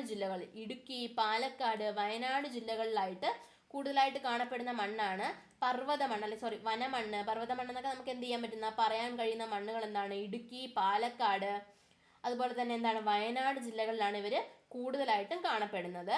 ഇനി ഇവിടെ കൃഷി ചെയ്യുന്നത് നമുക്കറിയാം അല്ലേ, ഉയരം കൂടുന്തോറും ചായക്ക് രുചിയും കൂടും. തേയില, അതുപോലെ തന്നെ കുരുമുളക്, കാപ്പി, ഏലം, റബ്ബർ, ഇതൊക്കെയാണ് വനമണ്ണിൽ പ്രധാനമായിട്ടും കൃഷി ചെയ്യുന്ന എന്താണ് വിളകൾ എന്ന് പറയുന്നത്. റബ്ബർ, തേയില, കുരുമുളക്, കാപ്പി, ഏലം. നമുക്കറിയാം അല്ലേ, നമ്മൾ ഇടുക്കിയിലോട്ടൊക്കെ പോകുമ്പം തേയിലയും ഏലവും ആയിരിക്കും കൂടുതലായിട്ട് കാണുന്നത്. ഇനി വയനാട് പ്രദേശങ്ങളിലോട്ടൊക്കെ പോകുമ്പം കുരുമുളകും കാപ്പിയും ഒക്കെയാണ് എന്ത് ചെയ്യുന്നത്, നമുക്ക് കൂടുതലായിട്ട് കാണാൻ കഴിയുന്നത്. ഇനി കോട്ടയം റീജിയനിൽ അവിടെ എന്ത് ചെയ്യുന്നുണ്ട്, വനമണ്ണ് കാണുന്നുണ്ട് അല്ലേ. റബ്ബർ പോലെ അല്ലെങ്കിൽ പത്തനംതിട്ട റീജിയനിലൊക്കെ എന്താണ്, റബ്ബർ പോലുള്ള ആൾക്കാരും കൂടുതലായിട്ട് എന്ത് ചെയ്യുന്നുണ്ട്, കൃഷി ചെയ്യുന്നുണ്ട്. നമുക്കറിയാലേ റബ്ബർ, അതുപോലെ തന്നെ റബ്ബറും കാപ്പിയും നമ്മൾ എന്താണ് ലാറ്ററൈറ്റ് മണ്ണിലും പറഞ്ഞല്ലേ. റബ്ബറും കാപ്പിയും ലാറ്ററൈറ്റ് മണ്ണിലും കൃഷി ചെയ്യുമെന്ന് നമ്മൾ പറഞ്ഞു. പക്ഷെ ഇവരുടെ കൃഷിക്ക് ഏറ്റവും അനുയോജ്യമായിട്ട് വരുന്നത് വനമണ്ണ് തന്നെയാണ്. കാപ്പി കൃഷിക്ക് ഏറ്റവും അനുയോജ്യമായിട്ടുള്ള മണ്ണ് എന്താണ്, വനമണ്ണ് തന്നെയാണ്. പക്ഷെ അവരെന്ത് ചെയ്യുന്നുണ്ട്, ലാറ്ററൈറ്റ് മണ്ണിലും കൃഷി ചെയ്യുന്നുണ്ട്. കൃഷി ചെയ്യുന്നു എന്നേ ഉള്ളൂ. ഇനി pH മൂല്യം എന്ന് പറയുന്നത് 5.5 മുതൽ 6.3 വരെയാണ്. 5.5 മുതൽ 6.3 വരെയാണ് നമ്മുടെ വനമണ്ണിന്റെ pH മൂല്യം എന്ന് പറയുന്നത്. അപ്പം അമ്ല സ്വഭാവം തന്നെയാണ് അല്ലേ, അമ്ല സ്വഭാവം തന്നെയാണ് വനമണ്ണും കാണുന്നത്. ഇരുണ്ട ചുവപ്പ് നിറത്തിൽ കാണപ്പെടുന്ന മണ്ണാണ് വനമണ്ണ് എന്ന് പറയുന്നത്. അപ്പോൾ വനമണ്ണിന് തന്നെ നമുക്ക് എന്താണ് സിനോണിമസ് ആയി ഉപയോഗിക്കാൻ കഴിയുന്ന ഒരു മണ്ണിനമാണ് പർവ്വത മണ്ണ് എന്ന് പറയുന്നത്. ഉയരം കൂടി അല്ലെങ്കിൽ എന്താണ് മലമുകളിലൊക്കെ ആയിട്ട് കാണപ്പെടുന്ന മണ്ണാണ് പർവ്വത മണ്ണെന്ന് പറയുന്നത്. അതും എന്താണ് തേയില കൃഷിക്ക് അനുയോജ്യമായിട്ടുള്ള മണ്ണിനുമാണ് പർവ്വത മണ്ണെന്ന് പറയുന്നത്. വളരെ ചെറിയ വ്യത്യാസമേ ഇവരൊക്കെ തമ്മിലുള്ളൂ. ജസ്റ്റ് എന്ത് ചെയ്യുക, അറിഞ്ഞിരിക്കുക. ഇനി എന്താണ് നമ്മുടെ നിബിഡ വനങ്ങൾ തഴച്ചു വളരാൻ വേണ്ടിയിട്ട് ഏറ്റവും അനുയോജ്യമായിട്ടുള്ള മണ്ണെന്ന് പറയുന്നത് പർവ്വത മണ്ണാണ് കേട്ടോ, പർവ്വത മണ്ണാണ്. pH മൂല്യം എന്ന് പറയുന്നത് ഈ ആസിഡ് ബേസുകൾ എന്ന് പറയുന്നത് എന്താണ്, അതിനകത്തുള്ള ഹൈഡ്രജന്റെ അളവിനെയാണല്ലോ നമ്മൾ ഈ ആസിഡ് ബേസുകളെയൊക്കെ എന്ത് ചെയ്യുന്നത്, H+ അയോണുകളല്ലേ, അതിൻ്റെ ആ ഹൈഡ്രജനെയാണ് ആ ഹൈഡ്രജന്റെ അളവിനെയാണ് pH എന്നുകൊണ്ട് ഉദ്ദേശിക്കുന്നത്. pH എന്ന് പറയുന്നത് ആ ഹൈഡ്രജന്റെ കോൺസെൻട്രേഷനെയാണ് pH എന്ന് പറയുന്നത്. ഓക്കെ, ക്ലിയർ ആയോ?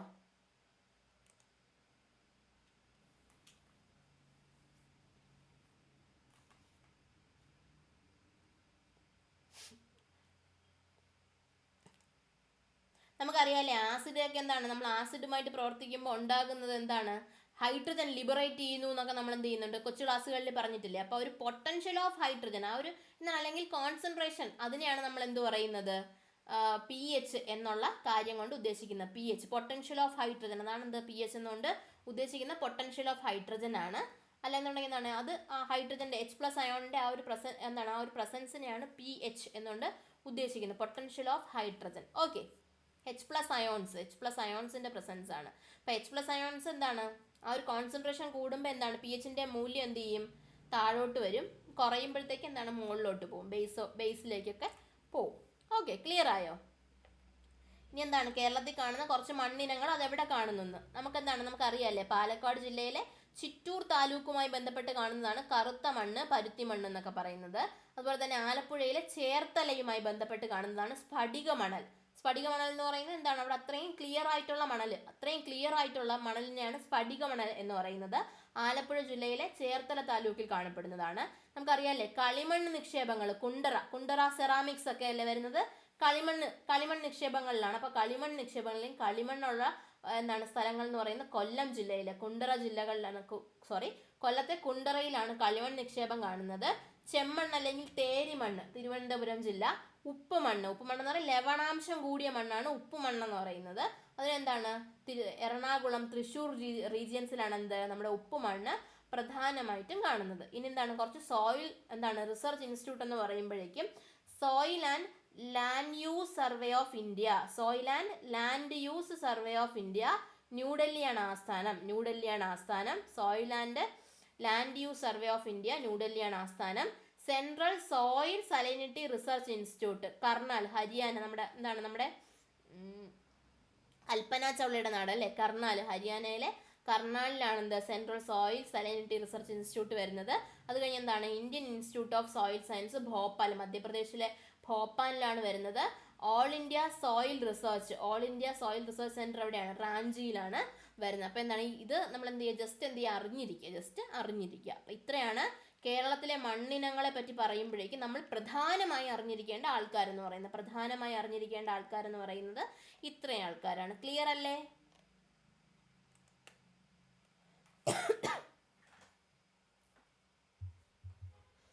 ഓക്കെ, അപ്പോൾ ഇത്രയാണ് എന്ത് നമ്മുടെ പ്രധാനമായിട്ട് ഇന്ന് അറിഞ്ഞിരിക്കേണ്ട എന്താണ്, കേരളത്തിലെ മണ്ണിനങ്ങളിൽ അറിഞ്ഞിരിക്കേണ്ട കാര്യങ്ങളിൽ ഇത് പ്രീവിയസ് ഇയർ ക്വസ്റ്റ്യൻ എന്താണ് ഒരുപാട് വന്നിട്ടുള്ളതാണ്.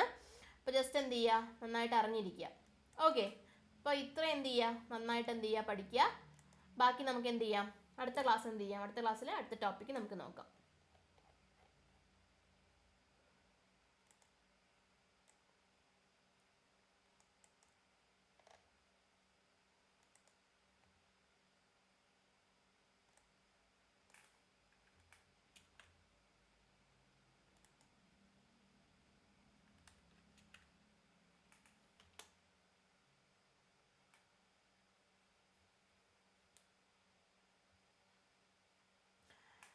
ഡൗട്ട് ഉള്ളവർക്ക് ചോദിക്കാം, ബാക്കിയുള്ളവർക്ക് ക്ലാസ് ലീവ് ചെയ്യാം കേട്ടോ. ഡൗട്ട് ഉള്ളവർ ജസ്റ്റ് ചോദിക്കുക, ബാക്കിയുള്ളവർ ക്ലാസ് ലീവ് ചെയ്യാം.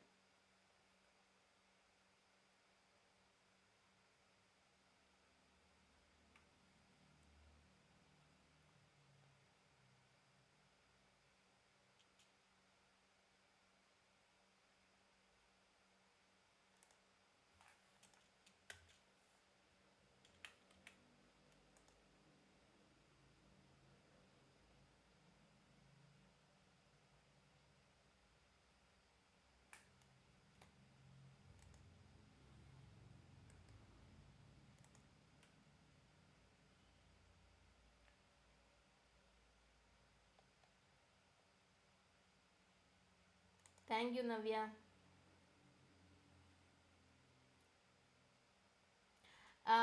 അങ്ങനെ ബൈ ഹാർട്ട് ചെയ്യണം എന്ന് ഞാൻ പറയൂല.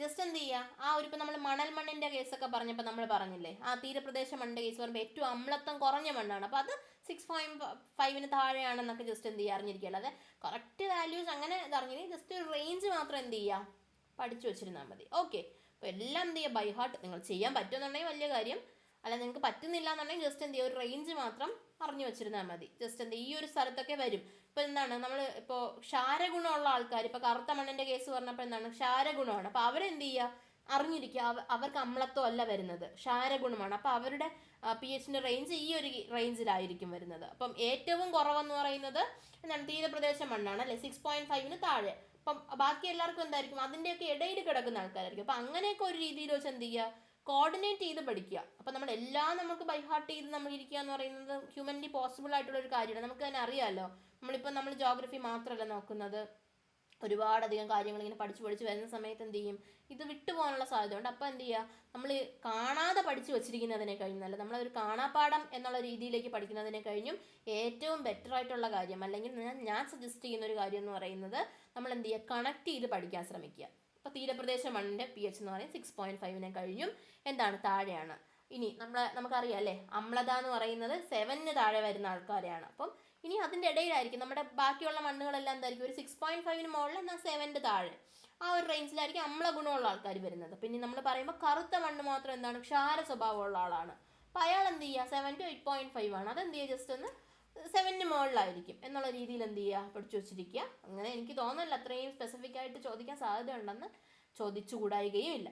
അതുകൊണ്ട് എന്ത് ചെയ്യുക, ജസ്റ്റ് അറിഞ്ഞു വെച്ചിട്ട്, അത് നമ്മൾ കാണാതെ പഠിച്ച് നമ്മൾ കാണാപ്പാഠം പഠിക്കുന്നതിന് കഴിഞ്ഞാൽ എന്തുകൊണ്ടും ബെറ്റർ ആയിട്ടൊരു കാര്യം നമ്മൾ കോർഡിനേറ്റ് ചെയ്ത് നമ്മൾ എന്ത് ചെയ്യുക, ജസ്റ്റ് ഇങ്ങനെ എന്താണ് റിലേറ്റ് ചെയ്ത് പഠിക്കുന്നതാണ്. ഓക്കെ, അപ്പോൾ എല്ലാവർക്കും ക്ലിയർ ആയെന്ന് വിചാരിക്കുന്നു. നമുക്ക് എന്ത് ചെയ്യാം, നെക്സ്റ്റ് ക്ലാസ്സിൽ കാണാം. Thank you.